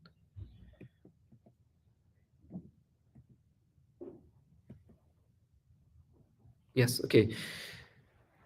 You will stop reciting the talbiyah once you start the tawaf. Okay, so once you start the tawaf, the talbiyah stops. Labbaik Allahumma labbaik. This is not continued during the tawaf, it just until you start the tawaf. Okay, so now how do you start the tawaf? You step in line with the black stone. So where the black stone is, and you'll see the green line to make it easy, you will face the black stone and you will do two things. It's called istiqbal and istilam. Okay, istiqbal is to raise the hands like you do when you're in salah. You raise the hands and you say Allahu Akbar, La ilaha illallah. Right, so you say Allahu Akbar. And then you do istilam. And istilam is to kiss the black stone. But if you're unable to actually kiss the black stone, then you just make a gesture to the black stone as if you're touching the black stone, and then you touch your hands. So say you act like you're touching the black stone, and then you kiss your hands. Is there any difference in the rewards on actually touching the stone and just? Of course, if you're able to kiss the black stone, that's very rewarding, right? Your sins will be forgiven. But the the ulama mentioned that you shouldn't put yourself in a situation where you're going to harm yourself, or someone's going to harm you, or you're going to harm others, right? The reality is when you try to touch the black stone, there's a huge crowd. You will not be able to do so without either hurting yourself or hurting someone else. And that's not worth it, right? The deen does not teach us that in order to touch the black stone, you should, fight someone, or that you're actually doing a greater sin by causing harm to others and hurting others by trying to kiss the black stone. Just don't try to touch it, especially if you know that you're going to get hurt or you're going to hurt someone else. So you just do it from far away. Okay. So istilam is to make some sort of contact, as I mentioned, to the black stone. You're making a gesture, then you're kissing your hands. And Mufti, I just want Yeah. especially when you're in ihram, you should not even try, because that has a lot of perfume there. Yeah, while you're in the state of ihram, typically speaking, the ulama mentioned that you should try to avoid touching the Kaaba, because on the Kaaba they put A perfume. lot of They put perfume everywhere. Yeah, so then you'll get it on yourself as well. Yeah. Okay. So that's how you start the tawaf, right? You start the tawaf by saying Allahu Akbar, and then you do some tahmeed, some praise to Allah, La ilaha illallah, Allahu Akbar, Alhamdulillah, things like that. And then you make a gesture to the black stone, you kiss it, and then you start the tawaf. Okay, and you will pass the black stone. So you will do istilam every time you pass the black stone. So every round, because there's 7 rounds, right? So every time you're passing the black stone, you make the gesture to the black stone, you kiss. Makes the gesture every time you're passing the black stone. So altogether, you are doing istilam 8 times, right? Because when you're starting and then when you're ending, right? So altogether it becomes 8 times. Okay. Now, after you're done, there's also one more thing for tawaf. Yes, Don't we have to do like Ramal? Ramal. Yeah, exactly. That's exactly what I was just gonna say. So there's one more thing for men specifically while they're doing tawaf. When there's sa'i afterwards, you will do what's called ramal, which is where you're kind of marching, like how a soldier walks, right? Like you're strutting, you're kind of walking in a way that shows your strength. And this was for a reason, right? The Prophet ﷺ, when the Sahaba and the Prophet ﷺ were performing Umratul Qada, right? The year after Hudaybiyah, the people of Mecca they were watching, right? They were watching from their homes in the mountaintops, and they're watching the Muslims, right? They did not like the Prophet ﷺ and the Sahaba, right? They fought in so many battles, like Badr, Uhud, and other battles. So they were watching them, and they were, kind of spreading a rumor that, oh, look, the people, the Muslims became weak, right? They were so strong while they were in Mecca, and look, they're weak now that they went to Medina. So the Prophet ﷺ taught the Sahaba that, walk like you have courage, like your strength, show your muscles, in other words, right? And that's also why they uncover their shoulder as well, right? Unfortunately for many of us, even if you uncover your shoulder, people are going to think you're strong. But the Prophet ﷺ encouraged that you're uncovering your shoulder, you're showing that you're strong, at least for the ittiba, it's done all 7 rounds, right? But the ramal, where you're kind of walking like a soldier, that's done for the first 3 rounds only, and then the last rounds you just walk normally. And this is only for men. And by the way, this kind of shows the importance of working out and being healthy, and showing a strength as Muslims, right? We want to show people that obviously we're not looking for trouble, but we're strong enough to stand up for ourselves as well. Okay.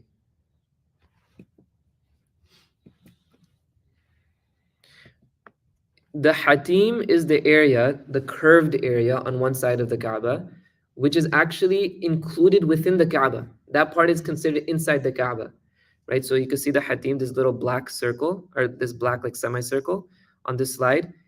You cannot do tawaf through the Hatim, right? Because then that means you're going through the Kaaba, right? For tawaf, you have to go around the Kaaba.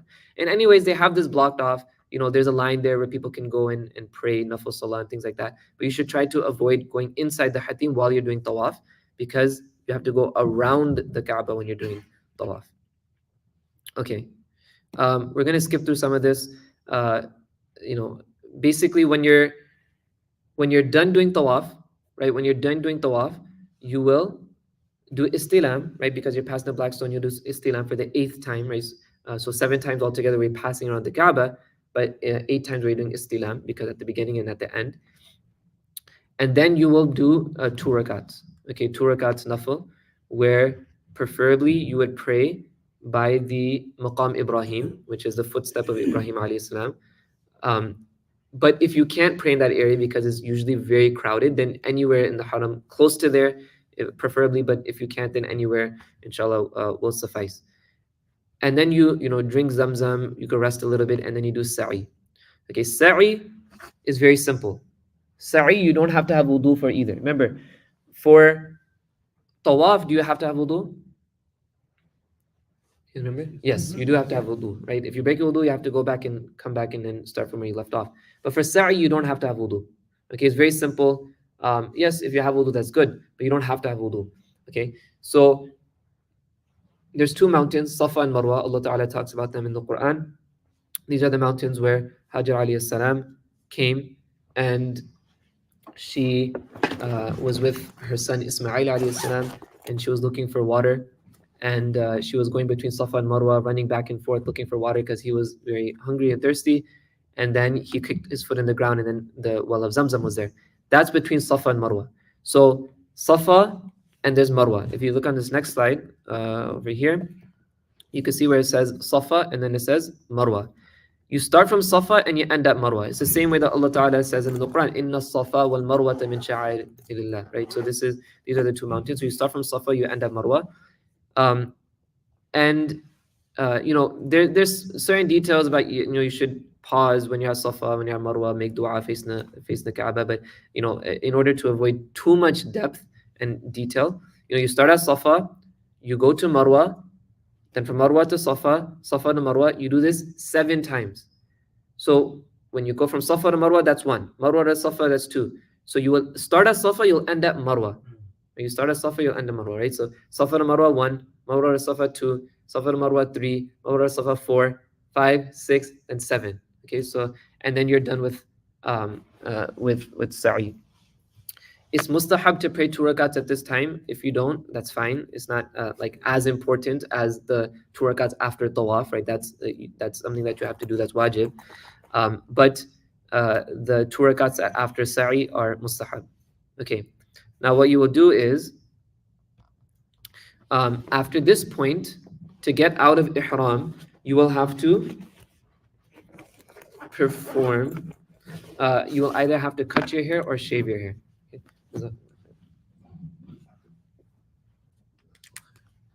You will either have to shave your hair or cut your hair. Okay, trim your hair. If you're obviously women will only trim their hair, and the trimming will be like 1 digit of their finger, right? Even for men, if you're trimming your hair, it at least has to be like 1 digit. Like basically, you can say like 1 inch of your finger um, length all around. And it's more rewarding though to shave your hair. Okay, if you have less than that amount of hair, then obviously you have to shave. And it's more rewarding to shave, right? The Prophet ﷺ in the hadith, he made dua 3 times for the one who shaves their hair, and he made dua 1 time for the one who trims their hair, right? So it shows us the more reward that there is in shaving their hair, but it's completely fine and permissible to trim your hair, right? Some people find it a little bit awkward going back to work, having a shaved head and things like that. Although, you shouldn't feel awkward because a lot of people shave their hair. But if someone doesn't feel comfortable and they just want to trim their hair, that's completely fine as well. Okay. Okay, so I'm going to skip through all of these slides now because one thing, while you're performing Umrah and while you're performing Tawaf and Sa'i, there's nothing specific that you have to recite. Right? People sometimes wonder, like, is there a specific dua that I should recite, or is there anything that I am supposed to be doing during this time? There isn't anything specific, right? You can make dua in your own language, right? You could even read the Quran. There's Qurans everywhere, there's mushafs everywhere. You could pick up a mushaf and recite. You could make dua in your own language. Just the last area between the Rukn al-Yamani and the Hajar al-Aswad, the black stone, it's good to recite رَبَّنَا آتِنَا فِي الدُّنْيَا حَسَنَةً وَفِي الْآخِرَةِ حَسَنَةً وَقِنَا عَذَابَ النَّارِ. But it's not something that you have to do. Okay. But other than that, you can make dua in any language. You can recite and you can recite Quran or anything. Same thing. You can also talk as well in English. If you're talking to someone around you, or if you have to speak to someone, that's fine as well. But you should try to busy yourself with the remembrance of Allah Subhanahu wa Taala. So from the Syrian corner to the Yemeni corner, it's good to recite رَبَّنَا آتِنَا فِي الدُّنْيَا حَسَنَةً وَفِي الْآخِرَةِ حَسَنَةً وَقِنَا عَذَابَ النَّارِ. Although it's not necessary to do so. Okay. That is after the tawaf. No, that is during the tawaf. During the tawaf. Yeah. Okay. So we will skip to important rulings for females. Okay. Of course, if a woman is in hayd, right, in the state of menstruation, if she's menstruating, then she will not enter into the masjid area, right? She'll wait till her hayd is done, and then inshallah, she can perform her umrah. She could start her ihram while she's in the state of hayd, and then she could just perform the umrah once her hayd ends. But if her hayd is extending into the Hajj days, this is where it gets a little bit difficult, where sometimes, it may extend to such a period where, now they have to leave Makkah and she's not able to perform. Basically, every act of Hajj she can do while even menstruating, that's fine. The only thing that she cannot do is the tawaf of Hajj. And then she will just wait till her Hajj ends, and then she will do the tawaf of Hajj. But we'll talk about that inshallah in a little bit more detail as it comes. Okay. We're going to skip now to Hajj. Okay. Hajj. Now this is where, it can get a little bit confusing, right? Umrah is very simple. Once again, you're wearing your ihram, you're doing tawaf, and then you do sa'i, and then you either trim your hair or shave your hair. For Hajj, there's more things, right? Hajj is really all about one thing, and that is being in the right area on the right day at the right time, right? That's really it. There's nothing specific that you have to do at those areas, right? There's some small things you have to do, but there's nothing specific that you have to do the entire time in those areas. But you just have to be in certain areas on certain days at certain times. Okay? So on the 8th of Dhul Hijjah, right, when Hajj is actually starting, and I know there's only about 25, 30 minutes left. I think Salah is at 1:15, but we can continue afterwards if we need to, inshallah. But hopefully we'll get done by then. So on the 8th of Dhul Hijjah, okay, if you're doing tamattu', you're out of your ihram, right? So you put your ihram back on, you pray your 2 rakats, you make the intention and you do the talbiyah, and then you go to Mina, okay? You get to Mina,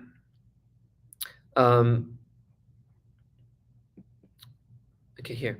So you will perform Fajr Salah in Makkah. It is sunnah to leave Makkah for Mina after sunrise, right? So you get there before, around Dhuhr time by latest. You're supposed to perform 5 salahs there, right? So that's Dhuhr, Asr, Maghrib, Isha, and then Fajr the next day. Okay, so you perform 5 salahs in Mina, right? So ideally you're there sometime around Dhuhr or earlier on the 8th of Dhul Hijjah. Right? So you perform Dhuhr, then Asr, then Maghrib, then Isha, then Fajr the next day. Okay, so it's sunnah to spend the night at Mina. So the entire 8th, basically from midday until the nighttime, and then actually until Fajr, which extends into the 9th of Dhul Hijjah, you're in Mina. Is everyone following? Okay. Now, on the 9th of Dhul Hijjah, right, so here's just some pictures of how Mina looks. There's a big sign that says Mina starts here. And then these are how the tents look in Mina. This is like an aerial view of Mina, how it looks. There's literally tents, thousands and thousands of tents. Right? So,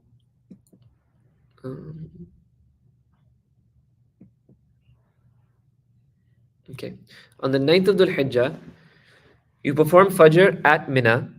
After sunrise, you head towards Arafah. This is the main day of Hajj, right? The 9th of Dhul Hijjah is, the Prophet ﷺ actually said in a hadith, Al-Hajju Arafah. Hajj is Arafah.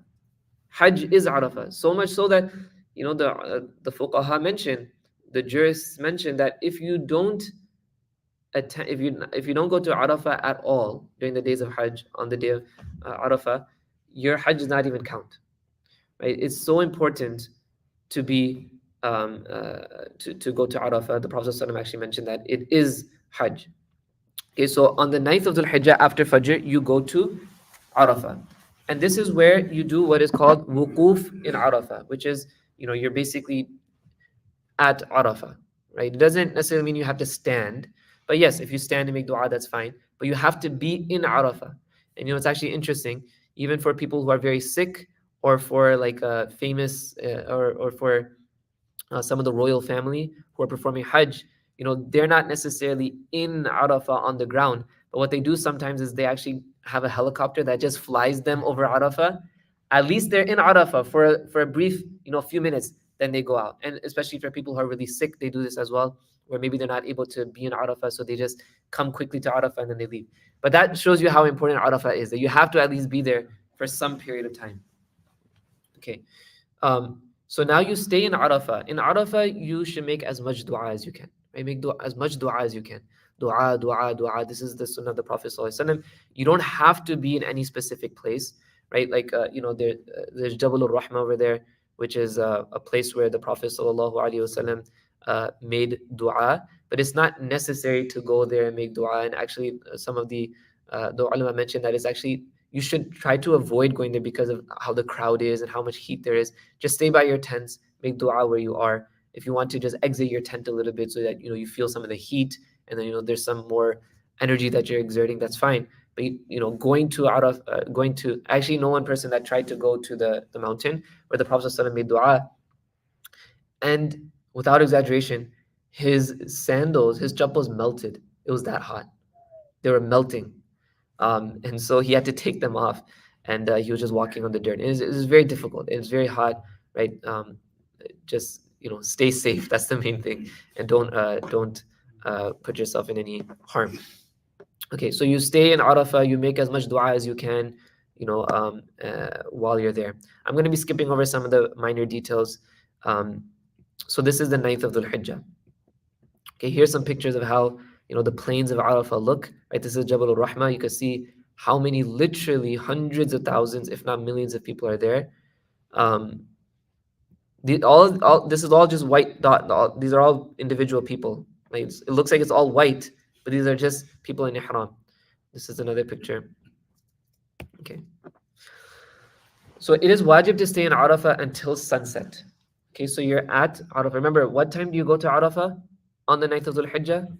After Fajr, right? But it depends logistically on when your bus takes you, right? So some people, they're going to be early on. Some people are going to be a little bit later. But you have to at least be in Arafah, as soon as possible, right? So sometimes that may be into even Dhuhr time, right? Dhuhr time might have started by the time you get there, but that's just a logistical thing where you have no control over. Then you stay in Arafah until sunset. Okay, so you pray Dhuhr, you pray Asr in Arafah.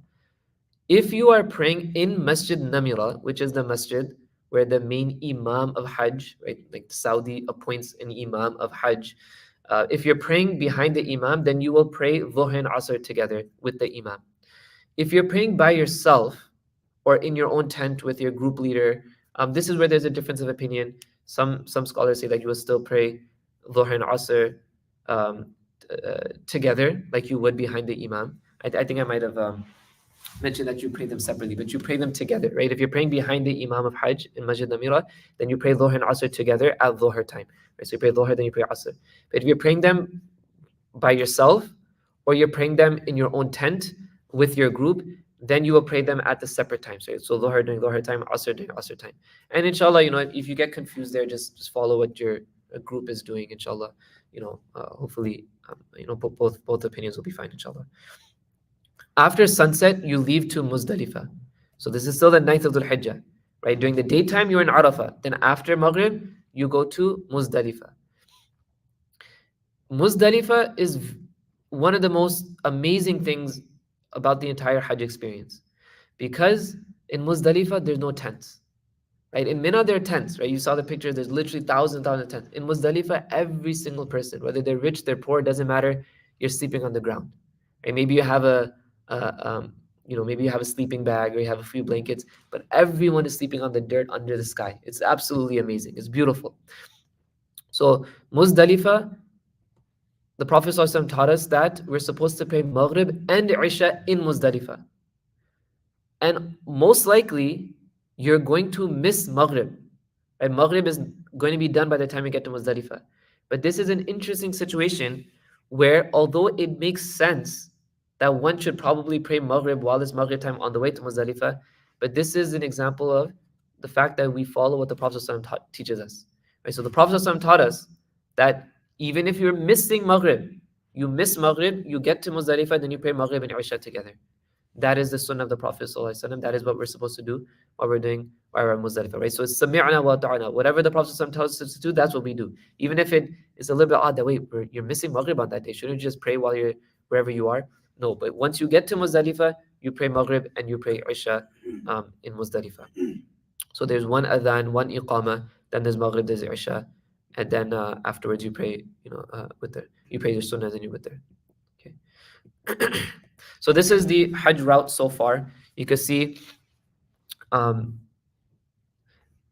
if you're able to follow my cursor, can you see my cursor moving around? Yeah. Okay. So, the Kaaba on the 8th of Dhul Hijjah, right? You're in one of these hotels around the Kaaba, right? On the 8th of Dhul Hijjah, you go to Mina, okay? Right. So on Mina, you're there on the 8th of Dhul Hijjah. You pray Dhuhr, Asr, Maghrib, Isha. Then the 9th of Dhul Hijjah starts, you pray Fajr. Then you go to Arafah, which is all the way at the bottom, right hand side. In Arafah from Dhuhr till Maghrib. Then at Maghrib time, you follow this green line to Muzdalifah. Okay, and you're there from that night, basically, until Fajr time. Okay. So now we're on which day? 10th. Okay, 10th Fajr. 10th Fajr. It is wajib to do wuquf in Muzdalifah for some portion of time after Fajr time starts, before sunrise. Right? So you shouldn't leave Muzdalifah prior to Fajr time. You should at least pray Fajr in Muzdalifah, at least stay in Muzdalifah for some time, make dua, and then you go back to Mina. Okay, you go back to Mina on the 10th. Okay, so while you're in Muzdalifah as well, you know, you're outside, right, on the dirt, right? That's where you're sleeping. So you'll see many small pebbles. You should collect pebbles at this time. Okay, why? Because you have to, for jamarat, where you pelt the shayateen, this is where you pick up the stones from. So you should pick up at least 49 pebbles. Okay, most people, if you're staying in Mina on the 13th of Dhul Hijjah as well, then you would stone on that day as well. So that's another 21 stones, because it's 3 jamarat, 3 different pillars, and 7 stones each. But most people leave after the 12th and they're not there on the 13th. This is just a logistical thing, so you don't have to worry too much about it. At least pick up 49 pebbles. Pick up some extra if you need, in case you're worried that you might drop some. Okay, so now after Muzdalifah, you're going back to Mina on the 10th. Okay. So a couple minutes before sunrise, one should leave Muzdalifah. But you're at least there between Fajr and sunrise for some portion of time in Muzdalifah. Okay. Now, when you're going on the way back to Mina, right, on the way back to Mina, this is when the first day where you're stoning the pillars, on the 10th of Dhul Hijjah. On the 10th of Dhul Hijjah, you do 3 things. Okay, there's actually 4 things that you do. One, you have the option of doing on that day. You could do another day as well. There's 4 things that you do on this day. Okay, the first is that you stone the pillar. Okay, this is the 10th of Dhul Hijjah, right? This is like the most action-packed day, right? The 9th of Dhul Hijjah is arguably the most important, right? The day of Arafah. But the 10th of Dhul Hijjah is the busiest day. Okay, so after Fajr, right, or right around Fajr time, right, you pray Fajr, then you leave towards Mina. Okay, so on the way to Mina, you do the jamarat. Also on the 10th, you slaughter an animal. Okay, also on the 10th, after, and it has to be in this order as well. After you slaughter the animal, then you can shave your head or cut your hair, and you're outside of the state of Ihram. And then you do the tawaf, or the tawaf is also done on that day. So the jamarat, the slaughtering of the animal, the tawaf, and the shaving the hair or cutting the hair. Okay, so these 4 things are done on the 10th of Dhul Hijjah. So you have to stone all 3, right? Okay, on the Not just 10th, one. you're only doing 1. You are doing just one. Yeah. On the 10th, you only do 1. So there's 3 different pillars, right? Jamratul Sughra, Wusta, and Kubra, right? So there's like the small pillar, the big pillar, and the medium pillar. And inshallah, it's coming up on these slides right here to make it easier. On this next slide, you see Mina has 3 tall pillars. So Jamratul Aqaba or Kubra, the big pillar, Jamratul Wusta, which is the middle pillar, Jamratul Sughra, which is the small pillar. These pillars are not shaitan itself, right? So some people try to, like, they take off their chappals and they're throwing it and they're all really upset. And no, these are just, it's like symbolic, right? These are the place where shaitan was trying to persuade Ibrahim alayhi salam not to slaughter his son. And so that's why in these same areas we pelt the shaitan. Obviously, although it's not actually shaitan, it causes a lot of sadness to shaitan, right? So shaitan gets really sad. And so that's why we're supposed to throw at these jamarat. Okay. This time we need to stop reciting talbiyah. Yes. Talbiyah is actually talbiyah. You can, when you stop during the Hajj days. I'm not sure actually when you're supposed to stop reciting the talbiyah at this time. Do you know? I heard Sorry? On 10th day, I think on the first Jumu'ah. On the first Jumu'ah. Yeah. When you stop to Yes, the first on the Jamratul Kubra, when you're doing Jamratul Kubra, then that's when you stop. Yeah. So on this day, that's correct. Yeah. One question. Yes. You mentioned on the 10th, after we shave our head, do tawaf, but is tawaf going to be in ihram or after you get out? So this is going to make more sense. Okay, so we're covering this day, inshallah. And if the question that I answered, then inshallah, remind me. Okay. So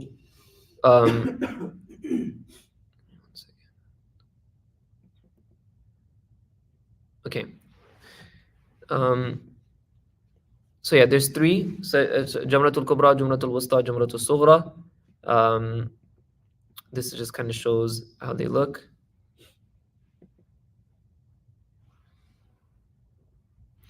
On the 10th of Dhul Hijjah, only Jamratul Aqaba is stoned. Okay, the big pillar. Okay, so you throw 7 times at this. On the 10th of Dhul Hijjah, you're only doing one of the pillars. And you'll see, everyone's throwing the stones at which one it is. Jamratul Aqaba, Jamratul Kubra. This is the one that you throw it on 7 times on the 10th of Dhul Hijjah. On the 11th and 12th, you also throw at the Jamarat, but these are all 3. So on the 11th and 12th, you do all 3. So altogether, that's 21 stones on the 11th, 21 stones on the 12th. But on the 10th, it's only 7 stones, right? So 7 stones at each pillar, right? So on the 10th, there's only one pillar that you're throwing at. So that's 7 stones altogether on the 10th. On the 11th, you're throwing at all 3 pillars. So that's 21 stones. And on the 12th, you're also doing all 3 pillars. So that's 21 stones. So that's why altogether, that's 49 stones. So you should try to gather at least 49 stones or a little bit extra in case some drop. Okay, and at this point, yes, you stop reciting the talbiyah as well. Okay.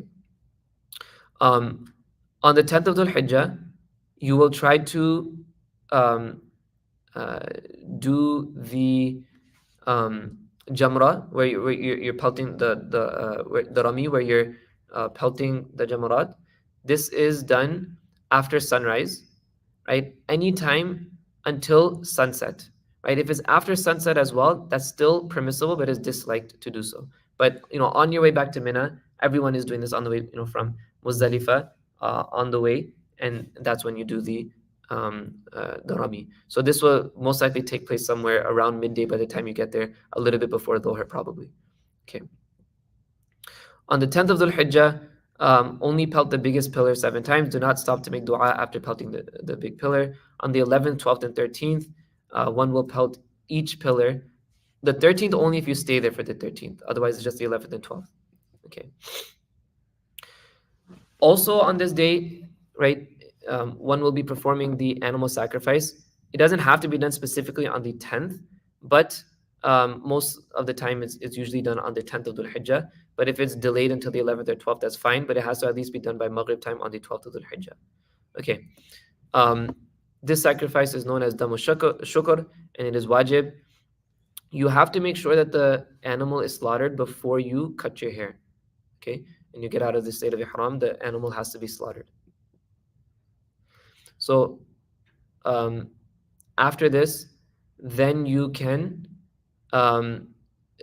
shave your hair or trim your hair, and then all of the prohibitions of ihram are now lifted, except for one prohibition, and that is intimacy with one's spouse. They still cannot have intimacy with their spouse until after the tawaf is done. Okay, but at this point, you could take off your ihram. Right? So you take off your ihram, you're out of the state of ihram. And so the tawaf does not have to be done in the state of ihram while you're wearing the white pieces of cloth. Okay, so you shave, once again, right, on the 10th of Dhul Hijjah, what are the 4 things you're doing? You're pelting Jamratul Aqaba, 7 stones. Then you do the animal sacrifice. If you're not doing it yourself, that's fine. Someone's doing it on your behalf, and that's mostly how it's done nowadays, right? It's very logistically, to have everyone go and slaughter their own animal is very difficult. They just have someone doing it on your behalf. And then after that's done, you shave your hair or cut your hair, or you can even wait to do that until after the tawaf. But and then you do the tawaf. Okay, so this tawaf is known as tawaf ziyarah.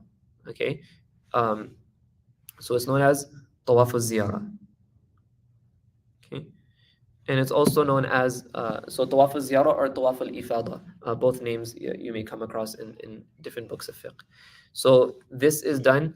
The tawaf doesn't have to be done on the 10th, right? If you get them all 4 of these things done on the 10th, that's fine. But you can delay the tawaf until the 11th or the 12th as well. Okay, depending on the crowd. Usually the 10th is the most packed, right? Because everyone's trying to get done with their tawaf on the 10th. But you can wait until the 11th or the 12th as well to do the tawaf. Okay. Tawaf al-Ziyarah is farad. It has to be performed between the 10th and the 12th of Dhul Hijjah. It is preferable to perform the Tawaf al-Ziyarah after the halaq or qasr, right? It's not necessary, but it's preferable to do so. Until the Tawaf al-Ziyarah is not performed, right? So until it's performed, one cannot be intimate with one's spouse. The rest of the ihram is done, right? Meaning the white pieces of cloth, the itar, you can wear shoes, everything else is normal. But intimacy with one's spouse is impermissible still until Tawaf al-Ziyarah is done. Okay. So let's quickly. So I have a Yeah. question. It says Tawaf al-Ziyarah is a fard, right? Yeah. Now, if a woman Mm. has menses, Yeah. okay, and cannot do it, Yeah. let's say for all 3 days, Yeah. then what happens? So yes, you're supposed to do Tawaf al-Ziyarah by sunset on the 12th, right? Mhm. But for a woman who is in hayd, if she's menstruating, there is no blame upon her, and there's nothing she has to do as expiation. If her hayd ends afterwards, she can do the tawaf afterwards, after those 12, the 12. Men have to do it within those 3 days, right? The 10th, 11th, or 12th. But women can do it after those 3 days if her hayd extends after that. But let's say that logistically they're not there because they're flying, right? The flight is there. Then she will have to do dam, right? Which is a sacrifice an animal as expiation. Yeah. Yeah. So as a quick recap up to this point, right? On the so the 8th of Dhul Hijjah, where are you? Mina. Mina, right? Hotel, then you go to Mina, Yeah. right? You're in the you put the ihram on at the hotel, now you're in ihram, you go to Mina, you're there for Dhuhr, Asr, Maghrib, Isha, Fajr of the 9th. Okay, now the 9th of Dhul Hijjah, where do you go after Fajr? To Arafah, right? So you go to Arafah, and you're there from around Dhuhr time till Maghrib time on the 9th, right? Then at Maghrib time, where do you go? Muzdalifah. Then you're in Muzdalifah until Fajr time. You're there a little bit after Fajr too, like during Fajr time. Then you go, this is now the 10th of Dhul Hijjah, right? The 10th from Muzdalifah, where do you go? Stone the Back to Mina, big pillar. and you do the big pillar, right? So Jamratul Aqaba, you stone only one pillar, which is 7 stones. And then on this day, you're doing 4 main things, right? So the stoning, you have to do the stoning on this day. Also slaughtering. The slaughtering, technically, you don't have to do on this day, but it has to be within one of these 3 days, 10th, 11th, or 12th. After the stoning, after the slaughter, halaq. And the halaq has to be done after the slaughter. So if you didn't do the slaughter yet, you would wait to do the halaq. So you're still in ihram until then. So that's why it's just easier to get the slaughtering done, the hair cutting done. And then you do the tawaf as well. But the tawaf can be delayed. If you're not doing it on the 10th, you could do it on the 11th or the 12th. Okay.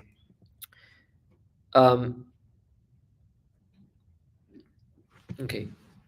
This is all in Mina, and on the 11th, you can go for belting off. Yes. Yeah, that we'll talk about inshallah. So on the 10th, this is all the 10th, right? Now, sa'i is a wajib element of Hajj as well. So you would preferably do it right after the tawaf al-ziyarah. Okay, so you do the tawaf al-ziyarah, and then you do sa'i at this time as well. Okay.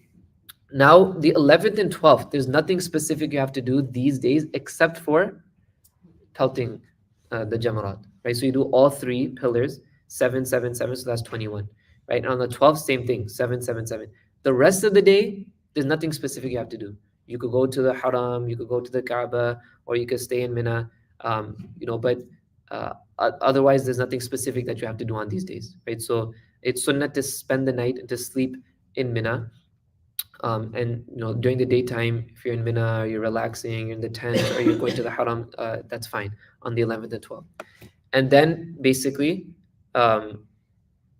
there's a lot more detail here, but I'm just trying to just focus on the most important things so that we're not going into too much detail so that you get too confused. Because as I mentioned, Hajj is one of those things that no matter how well you understand it, you will not fully understand it until you actually perform it. Right? It's one of those things that it's you may sit in a seminar and listen to it, and you may get it at that time too, but then once you get there, it may be a little bit confusing, right? So once you get there, inshallah, you'll have a lot more understanding. What I would definitely recommend all of you to do is to download like a PDF on how to perform Hajj, buy a book on how to perform Hajj, and read up on that before you get there. and then while you're there, you at least have something that you can refer back to. And of course, inshallah, have like a scholar that you're able to contact if you have any specific questions. But that's the entire Hajj. Yes. I have one logistical question. So now they have the shifting package, which is the package I have, where you stay in Azizia, right? Yeah. So the tour operators, they say that, when you're in Mina, right, you can always come to the hotel. Those days that you are in Mina from 10 to the 12th, Yes. right? If you want to, you can always come because it's pretty close. Yeah, yeah, It's yeah. walking distance. Yeah. But from a Shari perspective, what is the time we should stay, which we are required to stay in Mina, and let's say we want to come to the hotel? Yeah. Because now they are offering that option. Yeah. So I mean, they had that before too, like where you can have a place in Azizia. So the first time I went, we stayed in Azizia. So you stay in Azizia. So some people have a hotel next to the Kaaba, like the clock tower or something. Yeah, they Some people can stay in do that. Azizia. If you're in Azizia, it's very close to Mina, where it's walking distance, maybe like a 30-minute walk, but you can walk there. If you have a place in Azizia, a lot of people prefer to stay in Azizia during the days of Hajj because you have your own room and everything where you don't have to stay in the tent. But it's sunnah to stay in Mina. At the very least, you should at least try to be in Mina for at least more than half of the night. Even if you're not doing that much in the Hanafi madhab, it's still valid. But you should at least try to spend at least half of the night in Mina. Half of the night. Yeah. So the day, if you're in spending Azizia, the that's hotel, fine. that's okay. Yeah, that's fine. So after you pelt the Jamarat and then you go to Azizia and you're just relaxing or sleeping, in your own bed and you have your own privacy, then that's fine. Then you go back to Mina afterwards. Okay. Yeah, during the nighttime. Jazakallah. Yeah. So just a quick recap one more time, inshallah. Okay. So on the 8th of Dhul Hijjah, you go to Mina. You're in the state of Ihram. You're in Mina. So Dhuhr, Asr, Maghrib, Isha, Fajr of the 9th. So now we're on the 9th. After Fajr, you go to Arafah. In Arafah, you're there from Dhuhr until Maghrib. After that, still the 9th of Dhul Hijjah, you go to Muzdalifah. Muzdalifah is where you pray Maghrib and Isha. You don't pray Maghrib and Isha until you get to Muzdalifah. Now, you pray Maghrib, Isha, you go to sleep, get whatever sleep you can, you rest. Then on the Fajr of the 10th of Dhul Hijjah, right, you do wuquf for a brief period in Muzdalifah, then you go back to Mina. Right? On this day, there's 4 things. Right? Once again, there's Jamara of just the big pillar. There's slaughter, if you're able to do so on the 10th. If not, you can delay. Then there's cutting the hair or shaving the hair, which is done after the slaughter. So if you're doing on the 10th, you do it on the 11th or the 12th. And then there's tawaf. Okay, so in this order, preferably in this order. The tawaf does not have to be done in the state of ihram, right? Did I answer your question, right? Once you shave your head, or cut your hair, you're done with ihram. So you can just wear your regular clothes and do the tawaf. Okay, and then on the 11th and the 12th, the only thing that you have to do is the jamarat of the 3 pillars. Since for the 11th and 12th, we're cutting in Jamarat in Mina, right? Near Mina. Yeah. So do we have to come back after Tawaf from Mecca to Mina again? Yes. So it's sunnah. So this was kind of his question, that it's sunnah to spend the night on the 10th, 11th, 12th in Mina. Okay, actually, not the 12th. The 12th you can leave after sunset, but the 10th, 11th, the 10th and the 11th, it's sunnah to spend the night in Mina. Okay, if you don't, you should at least try to spend half of the night in Mina, right? Like let's say you have a hotel somewhere else or you're staying somewhere else. So you're passing through this area to do the Jamarat anyways, on the 10th and 11th and 12th. Yeah. So on the 10th, right? Actually, there are 5 things, right? Because after Tawaf is Ziyarah, right?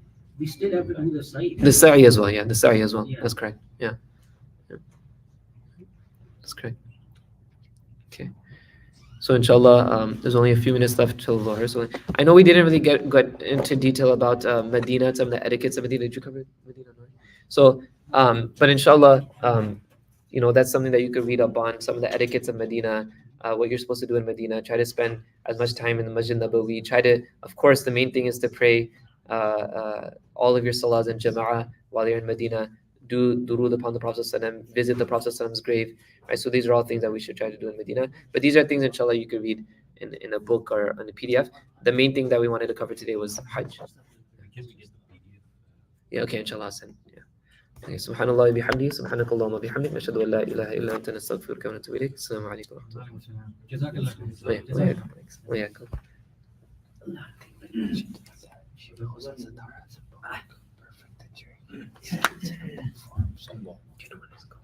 Perfect.